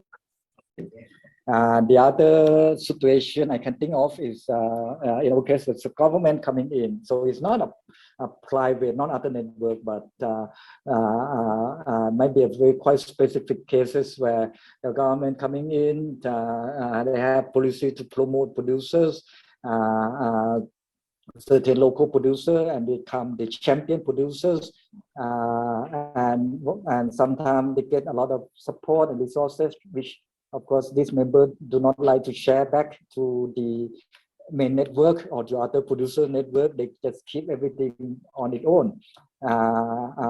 So like if you think of family, so the driver would be a father and mother. In your case, ALiSEA is a mother. She and then she have a lot of children. You know, she raised them, and some of the children gets really strong now, and then they start to move out. Sometimes they earn a lot of money, but they don't contribute back to the family anymore, and that kind of things. So when the member gets stronger, of course, they might not need the network, and they may leave the network or become inactive in the network. That's what I'm trying to say. Okay, any question on this thing? Sorry, Lucia, I give probably not very good examples. Thank you, Vitun. A lot. It was very precise, and so we can also exchange questions, and Jean-Christophe and Chantal-Nancy, you can also react and add your own point of view and experience on that issues. Sasi? There is a question here from Sasi. Yes. I think. Yeah. Thank you so much for letting me participate in the discussion. So I just have a question. So when we work with more of an organization from government, the change in personnel, who's leading the project or getting involved in the network might change because of the organization structures. That could be more internal and external. So how do we think, we can address these challenges when the personnel change inside the organizations? You cannot do anything, and you must not do anything. That's politically wrong to try to intervene into the leadership of your member organization. You just have to live with it, try a way to live with it. Yes, but that also, I mean, it's a basics when the membership. On the previous slide, I was talking about the activeness of the members' organization. So in this case, the members still exist, but the change of the leadership means they're no longer interested in, let's say, on sustainability and sustainable agriculture, for instance. They're no longer interested in organic farming. They want to go into GMO. So what we can do is say, bye-bye, good luck, don't come back, or something like that, depending on how bad you want to be. Sorry. Okay. My last slide, which is very simple, but the most difficult is the economic sustainability. I think everyone struggles, and I must confess this year this is going to be one of the worst year in my 30 years of GreenNet. I mean, the world situation is not good, business is not good, but it's a continuous struggles and never-ending story. For network and for any organization, in fact. So we need to go beyond. Recently, I joined another network, global network, and they say something which I thought, wow, could be interesting. They say, okay, when in this global organization, there's a membership fees. Yeah. And normally membership fees related to the turnover of your organizations. So if you have a high turnover, you're supposed to pay more, and you're small, you pay less, and you are under certain quote unquote poverty level, you pay nothing. And this organization say, okay, instead of collecting the money, which for them probably not worth it anyway, the administrative cost of collecting the fees probably too much. So they're talking about working as volunteer. I thought, well, could be interesting. So I could say in ALiSEA, you should, in all the membership, you should ask everyone to work for you at least one day a year. Or depend on the size of the organization, can be 2 days or whatever, as a contribution to the organization. But again, maybe not that easy, because only certain organization can make interesting contribution. It's not a slavery type things. You don't recruit people just to do some packing or things like that in ALiSEA, but you need some kind of technical, and maybe that's kind of area we might want to look into of doing possible volunteer work. But volunteer work or compulsory, well, not volunteer, it's actually compulsory work exchange of membership or things like that could be a form of contribute to economic sustainability. But there's certain limit. For sure. I mean, for instance, the secretary, of the ALiSEA, you cannot ask them to work volunteers, or you can try, but I don't think they will be so happy to pay only 80% of their income, and the 20% is a compulsory volunteer. That would not work that well. But you might want to actually look into this thing as an organization, as a membership things. And last but not least is the other way to generate income for ALiSEA is also, I call fee-based services. Free services, maybe it's always, it has been a norm, but I think to make it relevant and to see whether member really having a value out of your services is to start collecting some fees. And again, fees can be also barter exchange with other things, but instead of fee as such, or money as such, you can create nowadays ALiSEA currency like Bitcoins and so on. I don't know, that can be a kind of exchange of service, work and services, or even goods. So if I can't work for you, I send you a tribute of organic rice or organic coffee. That would be also interesting. Okay, that's some thought about the economic sustainability of the network. Thanks a lot, Vitun. Thanks. Chantal and Jean-Christophe, do you want as well to react, comment, and question? Yes, if I can, at the initial stage of the discussion about ALiSEA, there was this idea of asking a fee to members. So that was a way,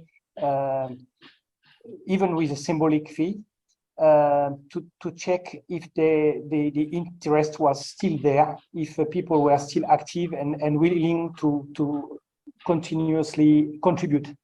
And I think the idea proposed by Vitun of a volunteer fee, I mean, if you don't want to pay, you provide a service to the network would really revive the activities of the network and make sure that people are really willing to continue the membership. So I think it's very very interesting and promising idea.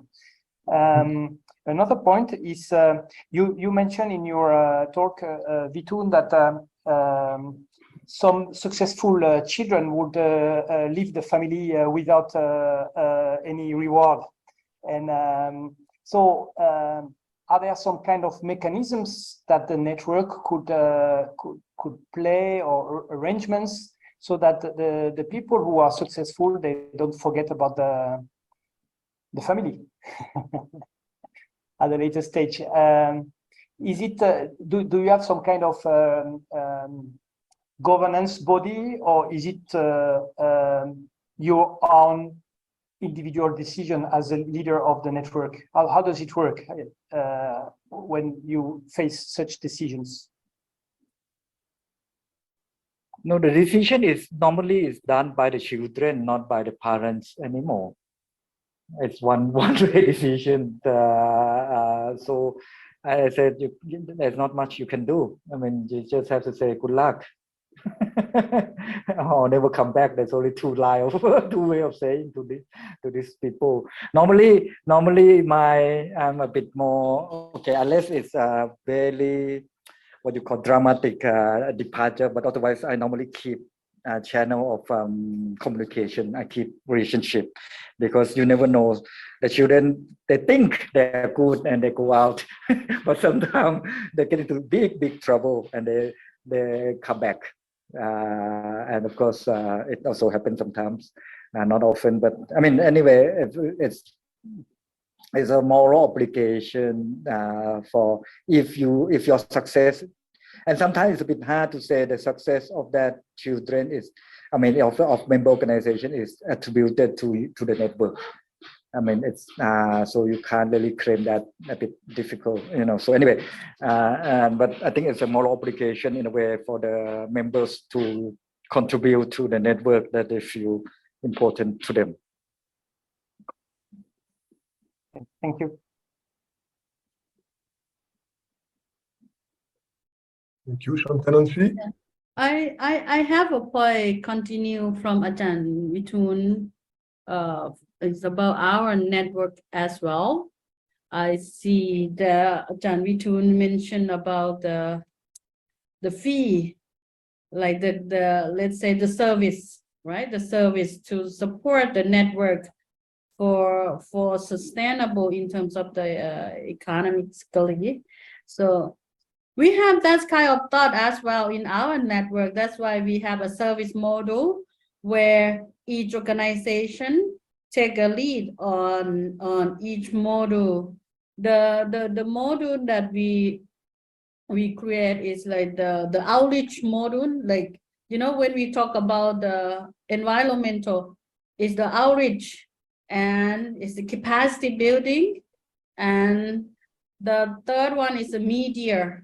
So This module, we plan to have each organization can do the service and contribute the service charge to the network.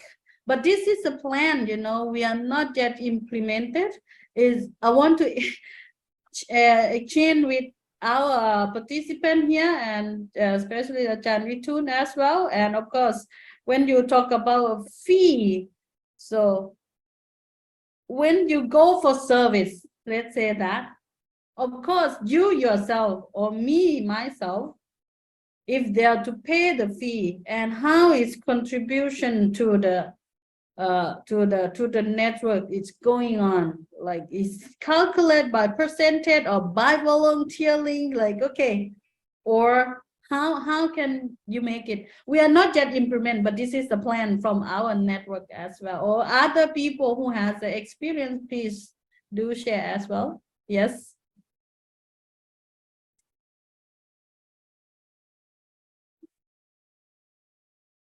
Okay, I don't have experience yet. I think I just heard about it a couple months ago, but I thought it's an interesting idea, and it has not. I don't think it's been. I have not seen anywhere it's been done, but I think it's possible to work. But you have to think, okay, so let's say you categorize member in a different categories, and then you ask, and then you set a minimums for each category that would be your volunteer work for the network. I mean that would be the way to do it, I suppose. Do you have a question as well in traffic? Yes, if I could just reflect on the question on membership. So I work for APARI, which is a membership-based organization. And there we have different categories of membership, like how you were highlighting, mainly, you know, the core members with whom we actively work, and then the you know, associate members, and then the reciprocal members. So instead of just adding as members into the organization, we also have we also find other membership-based organization and mutually form this reciprocative membership wherein we share the benefits. And when we also talk of our members, we should also take into consideration that not everyone could be beneficiaries. Some of them could be with potential capacities that could be exchanged with other members that we have. You know, so that's something we can think about when it comes to membership. Thank you. Thank you for this hint. Three? It's two, I think. Two from Vietnam, yeah. Yeah, thank you very much. I just share with you some my experience in another similar network that we just changed it from project-based into the independent network, and we are applying the member fee as well. It's called VCBN, Value Chain Capacity Building Network, and basically we.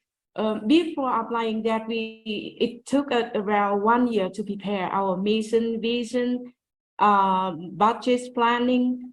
So and also each time the member would like to join the network, they need to have kind of paperwork to go through, and also agree that they can contribute the fee. However, like we need to have a you know, structures of organizations with the steering committee member, for example, and secretary, and then we have to allocate or plan the budgets according to different roles that the steering committee or secretary, and sometimes, but more important thing is that we need to think about the common activity that we can work together. For example, we can build a proposal together at the regional level or national level with other supports from the sponsors, and that makes sense to have a membership fee regulations in the network. So far, I can see that ALiSEA network is now somehow still project-based, that we are now using different sources of finance, for example, ASAT project. But it's time to think about independent network where we can apply the fee. But I recommend that we have to go through different consultations rounds to see how we can build up the core values and activities and structures our organization so that we can go ahead. Thank you so much. Thank you. Thank you for this comment. Last comment or question?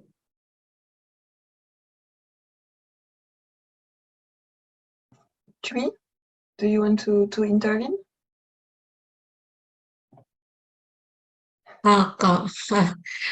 Xin chào các anh, các chị, xin chào các bạn. Thì hôm nay tôi xin phép được có nhờ anh phiên dịch để có thể chia sẻ các ý kiến này rõ hơn. Khi tôi nói bằng tiếng Anh thì có thể chưa rõ kịp.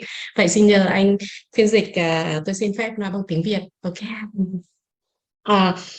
Tôi đã nghe đến các cái tham gia vào các cái về cái anh V2 nói về cái bền vững của các cái thành viên. Okay. We don't get it in English on this line. We get it in Vietnamese. So I don't know if there is a problem with translation. No. Did you get it in English? You can go to the translation and switch to English. Okay, thanks. Sorry to. Thì mình nói bằng tiếng Việt có được không? Nếu không thì mình sẽ... Ok. Ok, thế thì cái tính bền vững của các cái tổ chức ấy thì tôi về phía tôi có một cái suy nghĩ, khi các cái tổ chức mà muốn tham gia vào mạng lưới của ALiSEA ví dụ, thì trong đầu họ cũng sẽ có một cái suy nghĩ là mình vào cái tổ chức đấy làm gì và mang tính chất với mục đích gì. Cũng mong muốn là một là nó như một cái tính chất là các cái liên minh hay học tập mà tổ chức và cùng nhau có lợi, win-win. Thì do vậy thì cái vấn đề của tổ chức ALiSEA là mạng lưới mà mình mang tính chất là chia sẻ các học tập.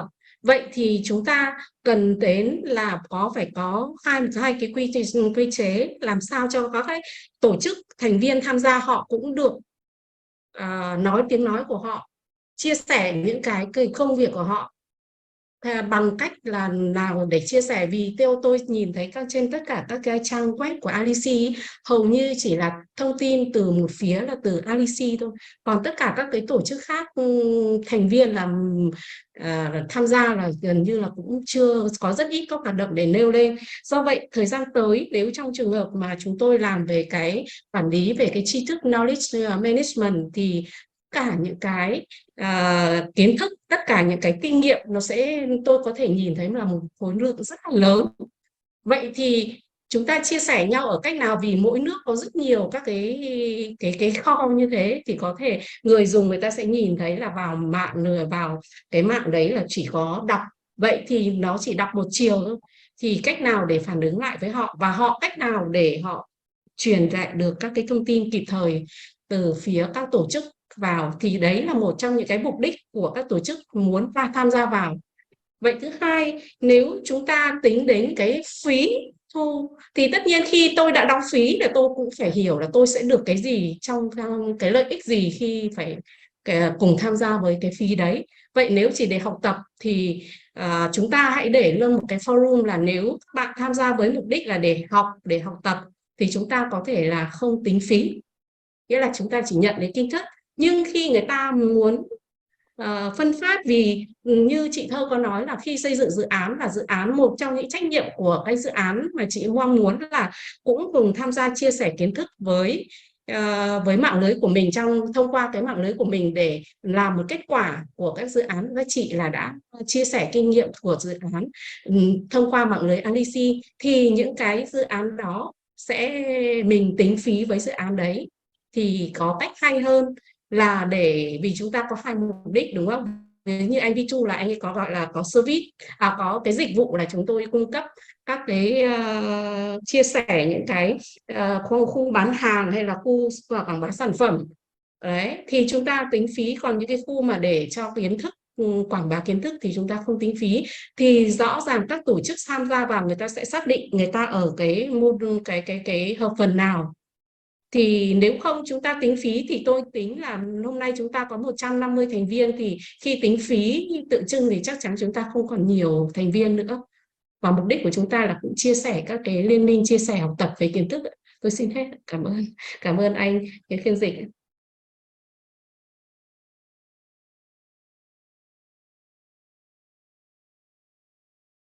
Thank you, Tui, for these comments and questions. Okay. And do you want to react as well? Vitoun, Nancy, Jean-Christophe, or other members, participants?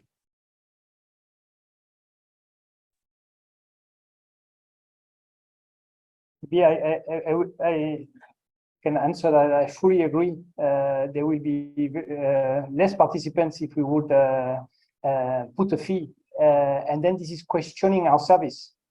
What is the service we provide? It would be very interesting to beyond the forum, beyond experience sharing, to discuss within the group or with subgroups about which service we actually provide to the members of ALiSEA, and is it worth a fee or not? Otherwise, the sustainability model, we rely on project forever.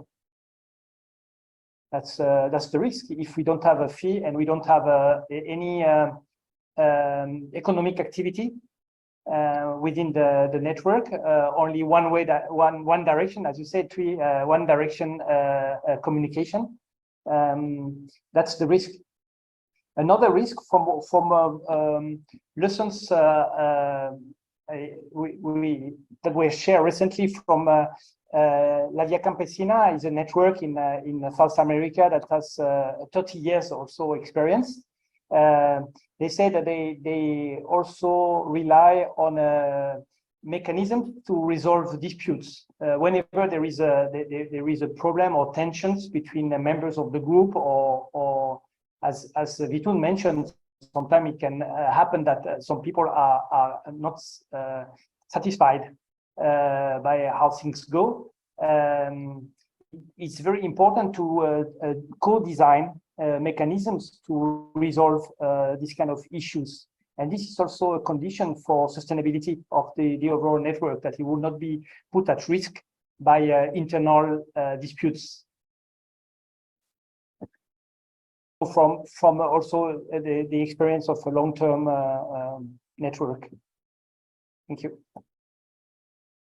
Thank you, Jean-Christophe. Last comment or questions, and we jump to the last session.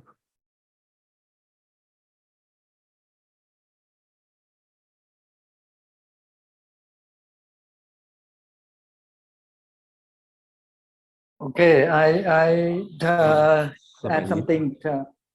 Sorry.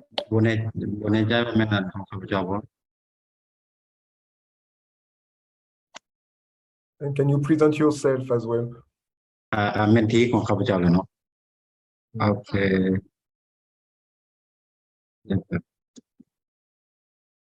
เจ้าสบายดีทุกท่านไอ้ขออนุญาตเราเป็นภาษาลาวเนาะเรามีภาษาไทย Speak in Lao. เห็นว่าการสนทนาในมื้อนี้ก็ถือว่า I can see เป็นประโยชน์หลายเนาะข้าพเจ้าจะกลับไปข้าพเจ้าซื้อคำแพงจากสมบูรณ์ราษฎร์ข้าพเจ้าเป็นหนึ่งในเป็น technical advisor ของLao Factory Network CISO Lao Factory Network ที่ว่าก็ค่อนข้างเฮ็ดเวียกอยู่ใน network ของ FIC นี่หลายปีสมควรเขาเจ้าก็เห็นหลายๆจุดเกี่ยวกับสิ่งท้าทายของเครือข่ายคือแรกๆก่อนพักเบรกเขาก็เว้าเรื่องความหลากหลายของserviceเครือข่ายเบิ่งรวมไปแล้วมันทำอิฐเขาก็คิดว่ามันเป็นจุดดีเลย in the network. I think this is important to put up a standard for our network, because it will help us to strengthen our network and also to showcase ได้คุณภาพหลายนี่เป็นจุดหนึ่งที่ว่าข้าพเจ้า network ของพวกข้าพเจ้ามันก็หลากหลาย The แต่ว่า network will bring the benefit, will contribute or bring benefits to ของเฟกเป็นโมดึงประมาณแต่ว่าเขาพัดมีสมาชิกที่ว่าหลากหลายเครือข่ายจากกสิกรรม members from various sectors, agricultural, people with disabilities,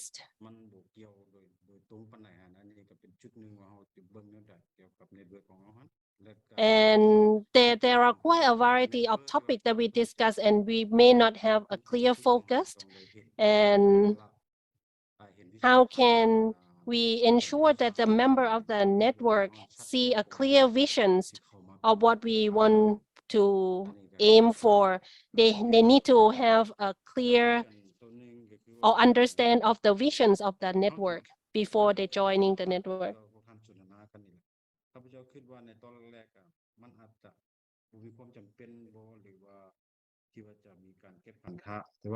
In terms of fee, membership fee, I'm not sure if it's necessary or not to thinking about the fee, but in the future, if we think that the network will bring the benefits to the member, I'm sure that the member are willing to pay for the fee that are affordable. It may be in the future, may not be now, maybe after we see the benefits of joining or being member of the network, then we can consider on the fee. When we're looking on the external risk, different countries have different risks and challenges. For us, we working directly with the government, especially on amendings of the law and regulations. So we need to really think on the country context. Because the governments as a key partner for our associations, how can we work with our partners directly? Some of the country easy, some of the countries may be more difficult. For FREC, there are one thing where there is a policies of the EU where they have to be the member of FREC to negotiate between the governments and also EU. That's the push that we need to have the CSO involved. And how can we take this as a lesson learned in our network? Because I think this is important. This is also a risk to us, because if one, we have the network, but if we can show the value of our associations in the network, or how can we avoid those external risks? Yeah, thank you.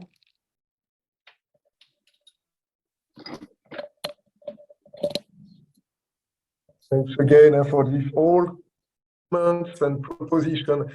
And well, I guess we need to continue on the other topic.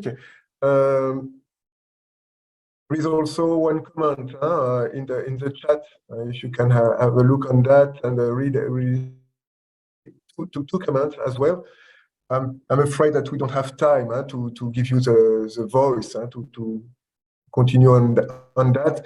It seemed that about the sustainability, that the key and the main questions and we raised is this how to find this balance of the model of this financial model between paying fee, benefits that could be found by members in terms of exchange of service production and projects. It could be also, as Vitun expressed at the beginning, also linked to what you expressed about the quality of the core group, to organize and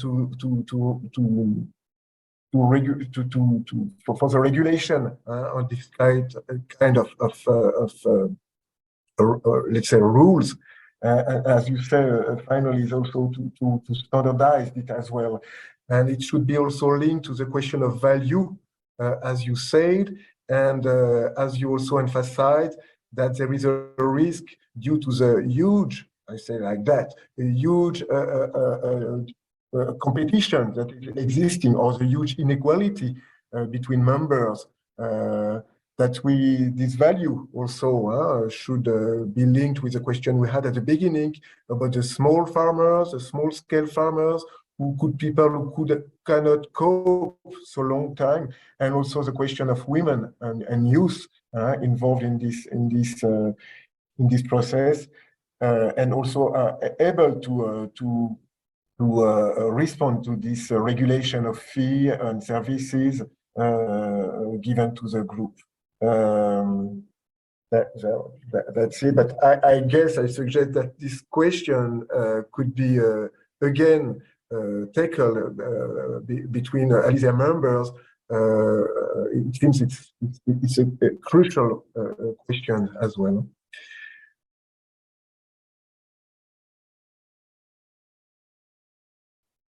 Thank you. So I suggest to complete our exchange with the last subject we proposed, even if we could continue long on that issue.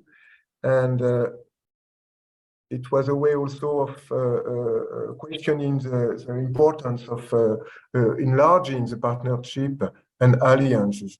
And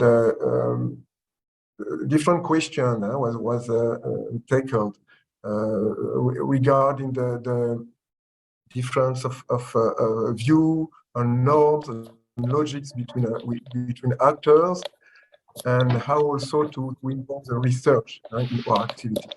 So first, I should also thanks to Vitun to have opened the floor about the question of sustainability. Thanks a lot for that, and also thanks for the activity.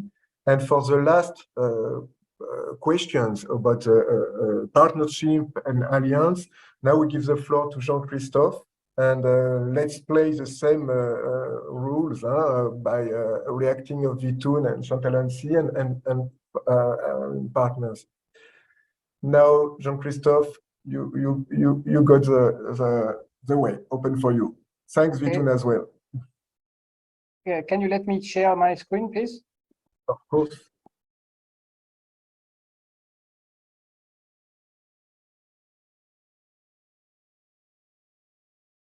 Okay, so I will.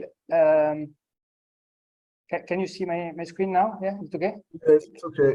Okay, so I like to take to illustrate my speech with a research we have done some time ago about the agroecology innovation system in Laos, about conservation agriculture, and these are project-driven networks that are built during the time of the network of the project, and that are supposed to survive the project, but very often that dissolve at the end of the project. And so what we've done is to study individual network related to a succession of projects related to a conservation agriculture in Laos. And what we emphasize is the actor network. So here you see the elements of the actor network. You have the farmers in the middle, and then input suppliers, traders, extension agents, policymakers, administration, research and development, processors, and other actors of the network. And so by putting all these elements of the network and the interactions between elements of the network, we can somehow realize how a project generates a network, and what are the relations within the project in this system. And so what we have done is to identify two different intervention models during the projects. There are different ways that the network are built. Some are what we call push interventions, is providing incentive to the partners of the project, like financial, technical, material incentive, to change the practices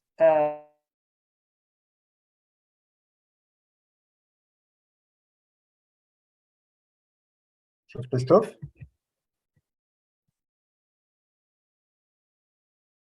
Be compatible with Christophe? Can you hear me? Yeah, could you rewind a bit? We lose you. Okay, we I have lost a you problem with my 30 connection. seconds. Yeah, sorry. So we identify two kinds of intervention of projects. One that push the innovation by supporting actors through financial, technical, and material and organizational support, and projects that create enabling environment that we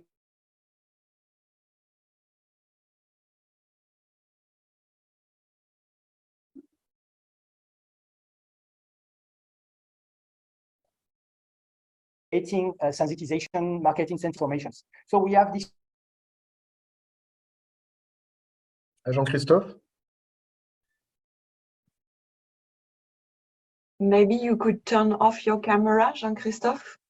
Ways of, yes, or maybe you could display my presentation. Is it okay? Yes.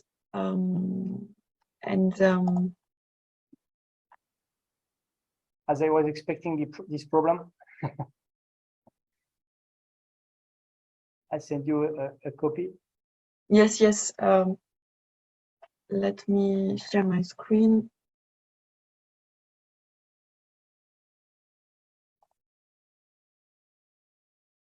So did you get the information about the push-pull, or can we go to the next slide, or are we still there?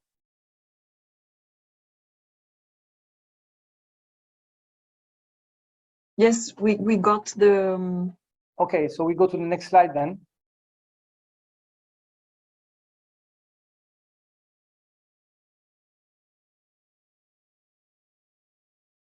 Have you shared the presentation? Yes. Do you see my screen? Yes, but it's not. It's not diapo. Can you go to the next one? Yes, this is the next slide. I don't see it then. Yeah, you don't see it? Yes, but anyway, I can. I can.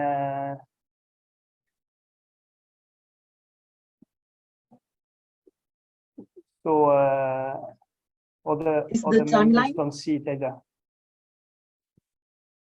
Can you share the full screen, please?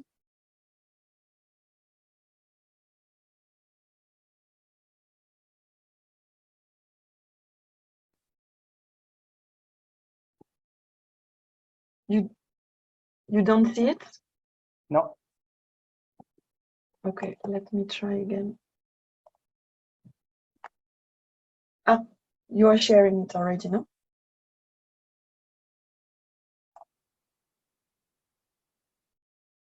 Is it possible? Full screen and next slide. Okay, next slide, please. Okay, so then we in Laos we analyze a succession of projects related to conservation agriculture from 2005 to 2020, and this project were addressing the same topic: how to support actors of conservation agriculture, and each project was developing its own network of actors year after years. And so we investigated all successive projects to look at where did they put the emphasis. I mean, where on which actor did they work, and on which interactions between actor did they put the lens, the light. And did we did successive impact evaluation along the time that revealed a number of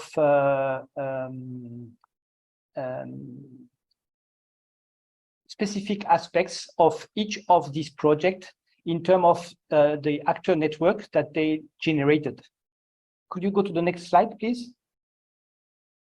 So what we see here is that the different projects, you have the names here, but what is important is the space they cover.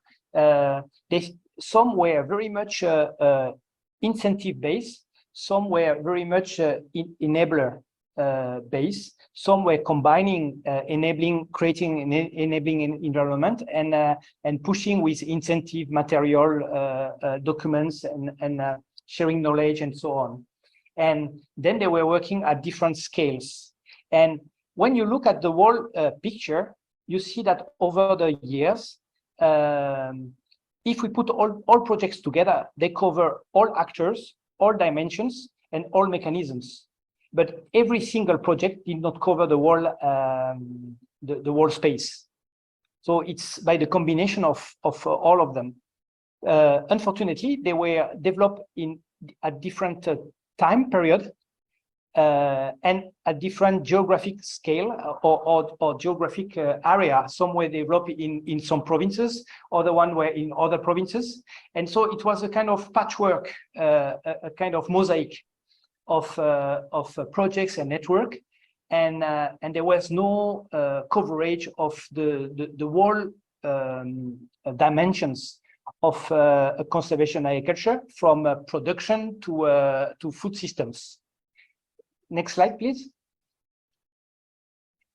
And this is revealed by when you look at the succession of projects here, and you see which actor in the left column were involved in the project, and at the bottom as well. We see that the actors that were involved at each stage were quite different. And so somehow each project came to solve the issues that were raised by the previous one, and then focus on a subset of actors, then went into the same trouble of having not the complete picture, not all the actors, and then get it to the next one, and so on and so forth. And ideally, the whole group of actors should have been present together all along the process.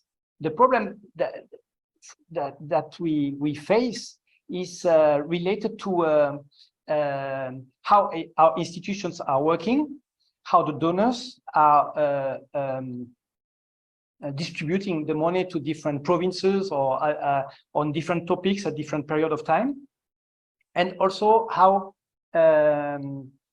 the actors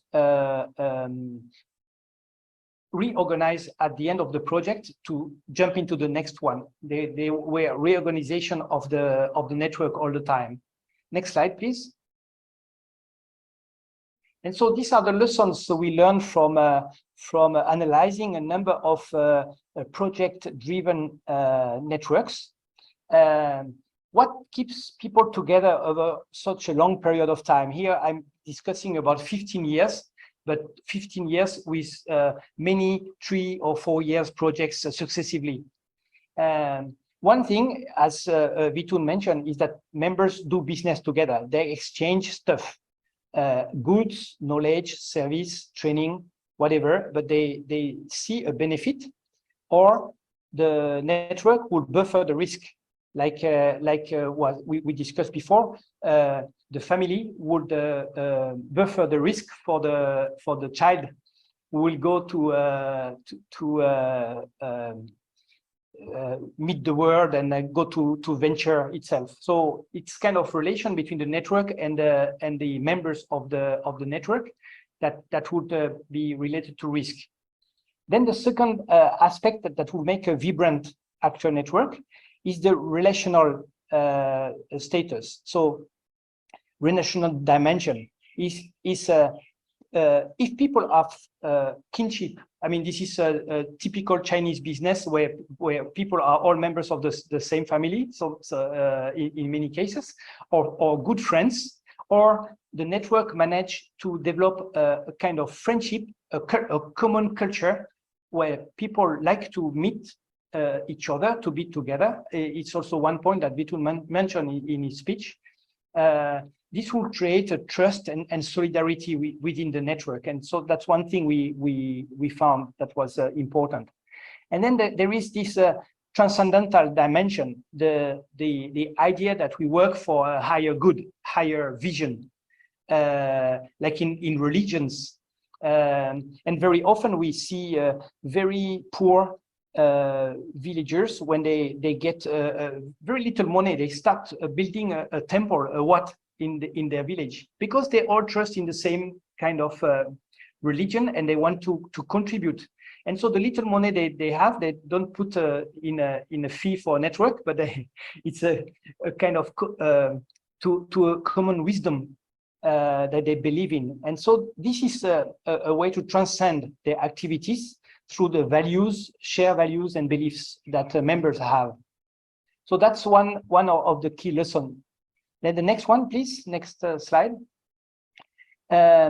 So what people benefit from the network is access to a diversity of product, knowledge, and people. So the diversity is really the asset, the richness of the network, and it's very important to nurture it.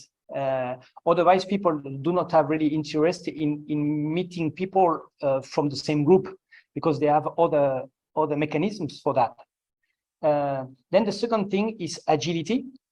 When discussing with private sector people, they say, okay, we were interested at the beginning and then we dropped because the procedures were too cumbersome. You have to go through thousands of meetings and no decision is made, and we don't work at the same pace.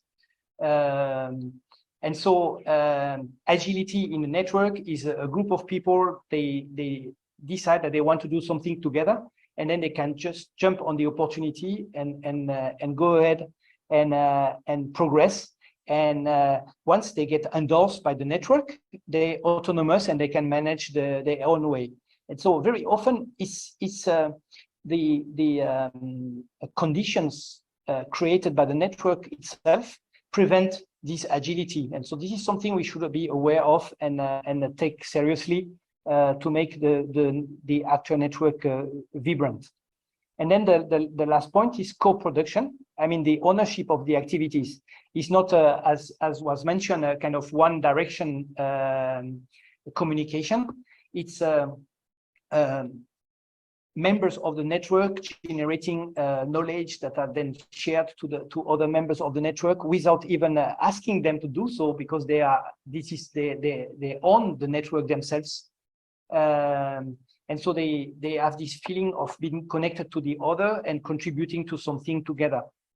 And so these are elements that the culture of the network should somehow manage to keep it alive. Next slide, please. And so one question that was in your list, Francois, when you introduced this session, was how to facilitate a common vision, the emergence of common vision. And sometimes having a slogan, a kind of a strong vision is very important, because people then will know to what they contribute. And some people said a long time ago, before the end of the decade, we fly to the moon. So this is very strong. This is kind of very difficult to achieve, and people don't believe it at the beginning when we say it. But this will keep people together, because they get the feeling that they will contribute together to something big. And though I had this idea that I would like to propose is that agroecology by the end of the decade is the new conventional agriculture. And we will compare anything else that is done to conventional agriculture in Southeast Asia, that will be agroecology.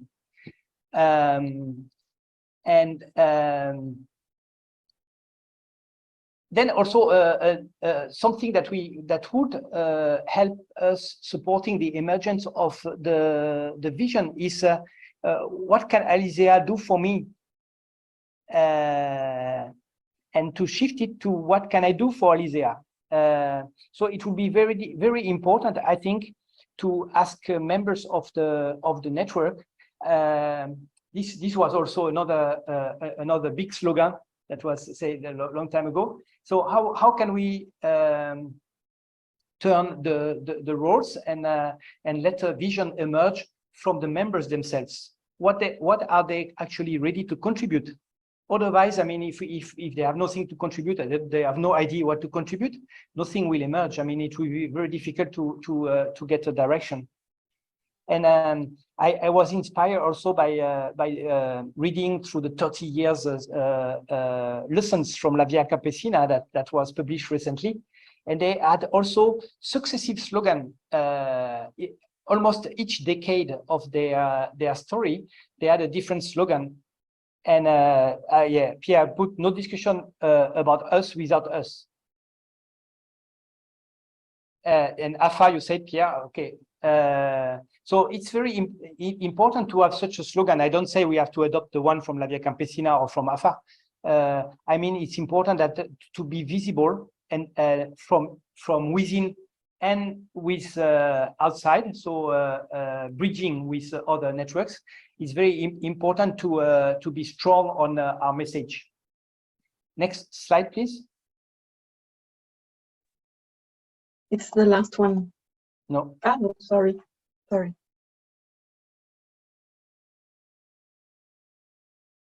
you see it? Yeah, then there is to create a safe space for discussion. I already mentioned this, an issue for sustainability, and when we get new members, very often it can be disturbing for the whole group to get new members or to change because it will change the power relations within the group somehow. Some people will not dare to speak when other more influential or powerful members of the network are present.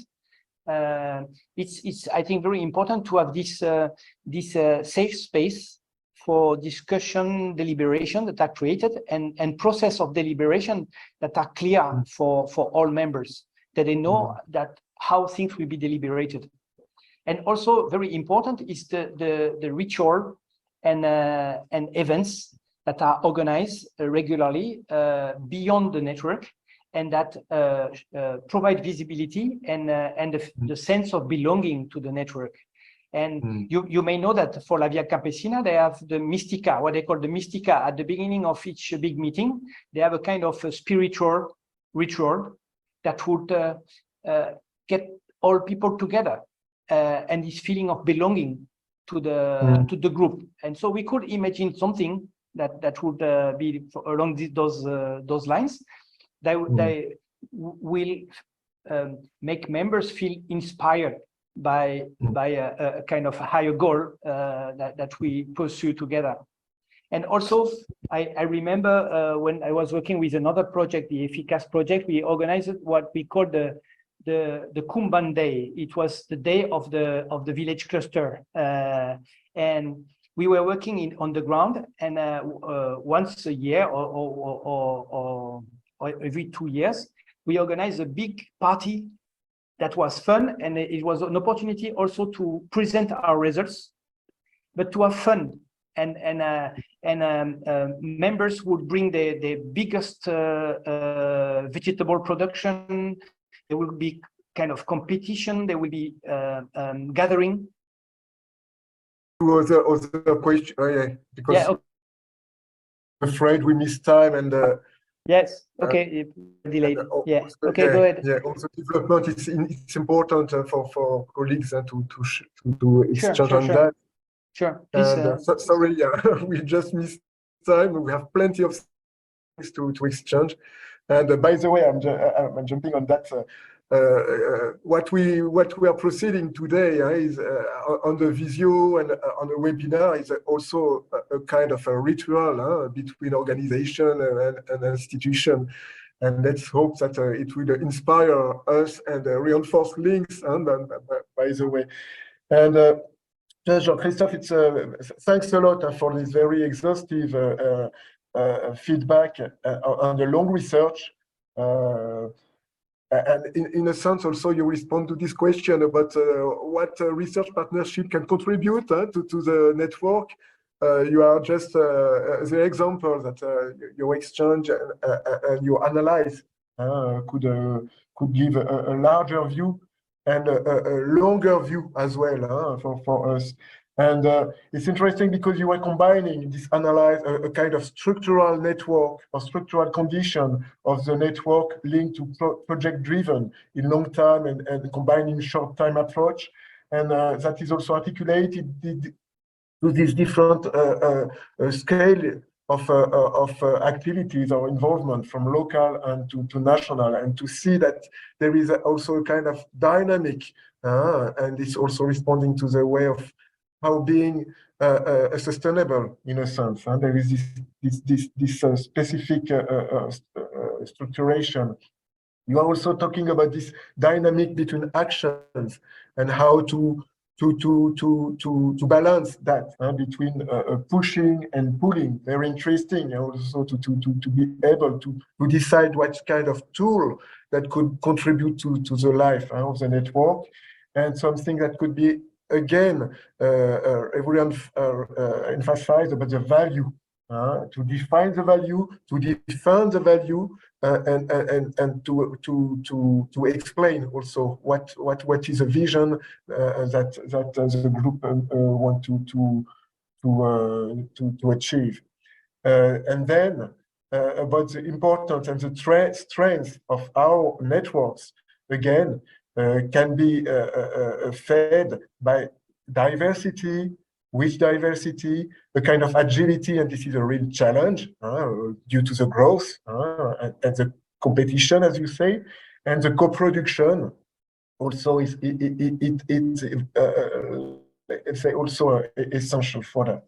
So that's thanks for that, and leaving Vitu and Chantal to react, and to the partners as well to react.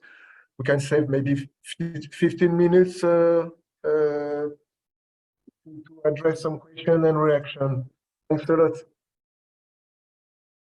Kamson.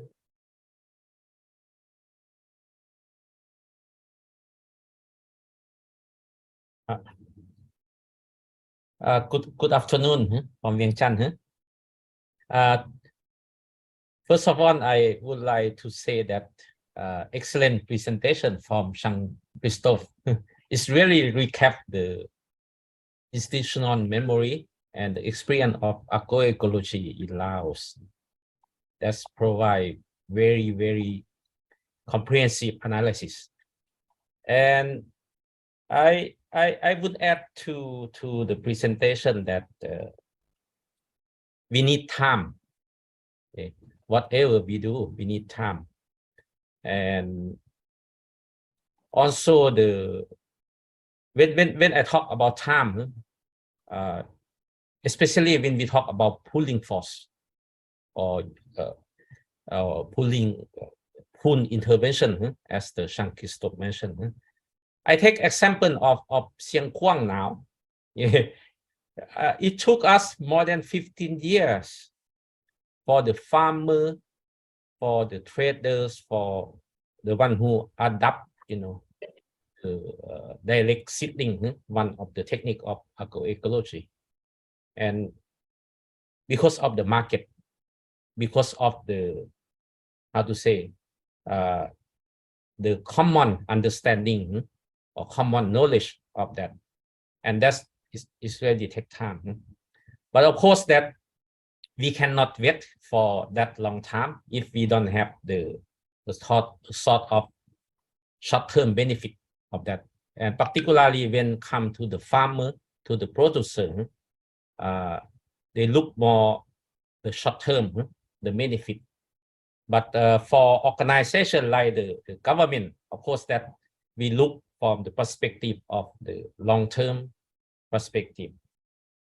And I would say that I want to add to that first that of course that the common knowledge, common understanding, and short-term benefit, but with the long-term commitment. Okay. Thank you, Jean-Christophe. And looking forward to see you soon in Laos. Yeah. Thank you. Thank you for this comment. Other reaction or question? Or Pierre, maybe? No, I don't have much more to say, but I agree with all the contribution of Jean-Christophe, and maybe one of the key aspect is really to create a positive narrative that can really bring all the members of a network together. And I mean, this is what you call the common vision. And I mean, slogan is important, but until now, I don't know if at regional level, I know that you had theory of change as part of asset at national level, but I'm not sure that this exercise of putting together clearly where we want to go and what the network is meant to achieve has been really articulated. And this positive narrative, as I would say, is very important. And this needs to be co-designed together in each country. I mean, it's very complicated. I mean, it's a complex process, but it should be really the foundation of what the network want to do and how you want to do it. And based on this, also you can assess the commitment of the members. I have one question also regarding because a network is a living organism, and Vitun mentioned earlier that I mean, you may have a growth spurt for the network with many members joining at some stage because they are interested in something in particular. In the case of ALiSEA, at the beginning, it was in order to get visibility and to access either small grants or new knowledge. But since the launch of ALiSEA, now I mean, latest figure I had was over 150 members, but has there been a reassessment of the relevancy of all the partners and also of their commitment toward the network? Because a yearly or every 2 years basis reassessment of this could be quite interesting. And I think one good example is Eco Asia. So they have their center that is based in Chiang Mai in order to create their network and of contributors, because they call their members more contributors. So the incentive is when you register, you get a free packet of seeds. And you can choose even the open pollinated variety seeds of vegetable, fruit, cover crop, trees for agroforestry. I mean, they have a huge list. So this is your incentive to join the network. But then every 2 years, they send a questionnaire, and then they reassess whether you are still working in the sector, whether you are still interested by the work that is done by ECO, what are your contributions to the network, and potentially, if you don't address properly the questionnaire, you can be squeezed out. And it's something to consider, but if you want an active and vibrant network, sometimes you need to get rid of free riders. Anyway, I will I'll stop here. Over to you. So you get 2 seats at the beginning, and you have to hand over 100 seats 2 years later. Could be one way to do, huh? One remark I have, it was the last slide that we didn't I didn't show. It's related to the individuals versus the institutions. Very often we register institutions in the list, and then depending on who is nominated by the institution, it can go one direction or another, completely depending on the human qualities and the interest of one individual. And this is something all networks struggle with. And I think it's also very important to be aware of that and to somehow design mechanisms to combine the right people together. So find ways. I mean, there are always different ways. and not take for granted that once an institution is in, it's in. I mean, sometimes the institution is just nothing, or we say the university, but the university has how many faculties, how many people within the faculties, how many departments. And so who is actually representing the university is something very, very important for the quality of the interactions within the network. Thank you. This requires a regular assessment, because people, I mean, I fully agree that people are very important. They are the champion within each organization, and you need to identify properly your champion in each institution. But then people move and change, and so again, your list of contacts that you create at the beginning, I mean, you need to update it on at least on a yearly basis. I mean, in order to make sure that you keep the right people in your exchange. I see that Te wants to say something. Yeah, thank you very much, Pierre. I just want to add one point of view related to memberships. Actually, I'm experienced with this similar network. We identify individual memberships and also organization memberships, because nowadays more and more people working as a freelancer, and they're interested in contributing and getting benefits from the network, and sometimes work very well. So the membership fee will be based on both organization and individual network. And I agree with Pierre that we need to have a regulation updating the contact list, or even we may have a so that will be the roles of steering committee, for example, and secretary, and so that we can imagine. But I still underline the importance of clarify the mission, vision, and activities, and also maybe we can choose a kind of business model to apply in our network. For example, we identify the activity, the benefits, like income or budgets that we have from memberships or other projects in the future, if we can get. And also from the membership fee, so that we have a total budget, for example, and the plan to allocate the budgets, and then the benefits that we gain can be allocated into different purposes of the network as well. Thank you so much. Over to you. Thank you too. And just to react on last point, combining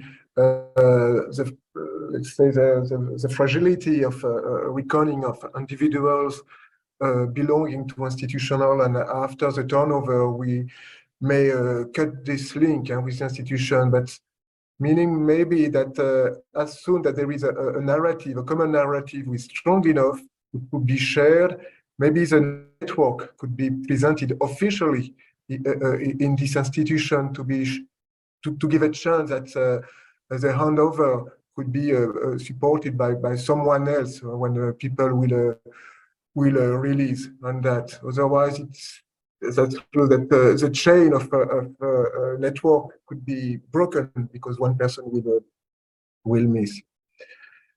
So thanks a lot. Thanks again. Thanks Jean-Christophe for the last presentation and reaction. And I guess we need to close under this last session. And Lucy will share a few last comments and conclusion words before the next session we organize. Yes, thank you very much, François, and to all of you. Just a few words. I think we can see a lot of similarities with the different experience of the other networks, and I think all those questions, as Jean-Christophe mentioned at the beginning, were already thought when we launched, when the ALiSEA was initiated in 2013, 2015. So we are nearly 10 years work for around ALiSEA. The idea is also to have this participatory process with the members, to ask those questions and to discuss those questions together with the members.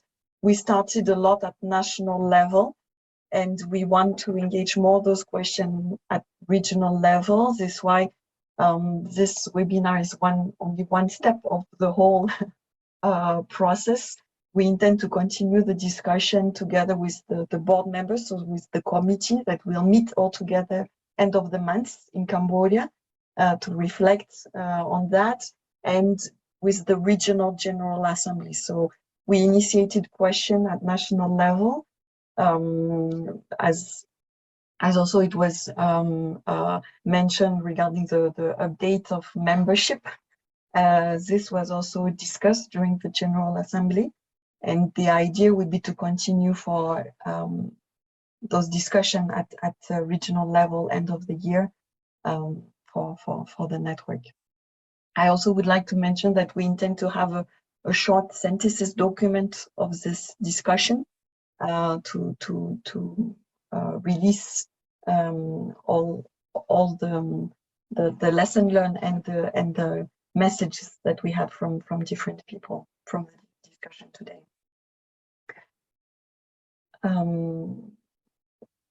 So I think we can stop here, and thanks a lot for all your time and availability that help us to feed the reflection for ALiSEA.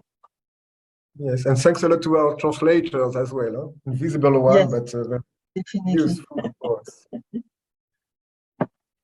Thank you very much to all of you and to our 3 guest speakers.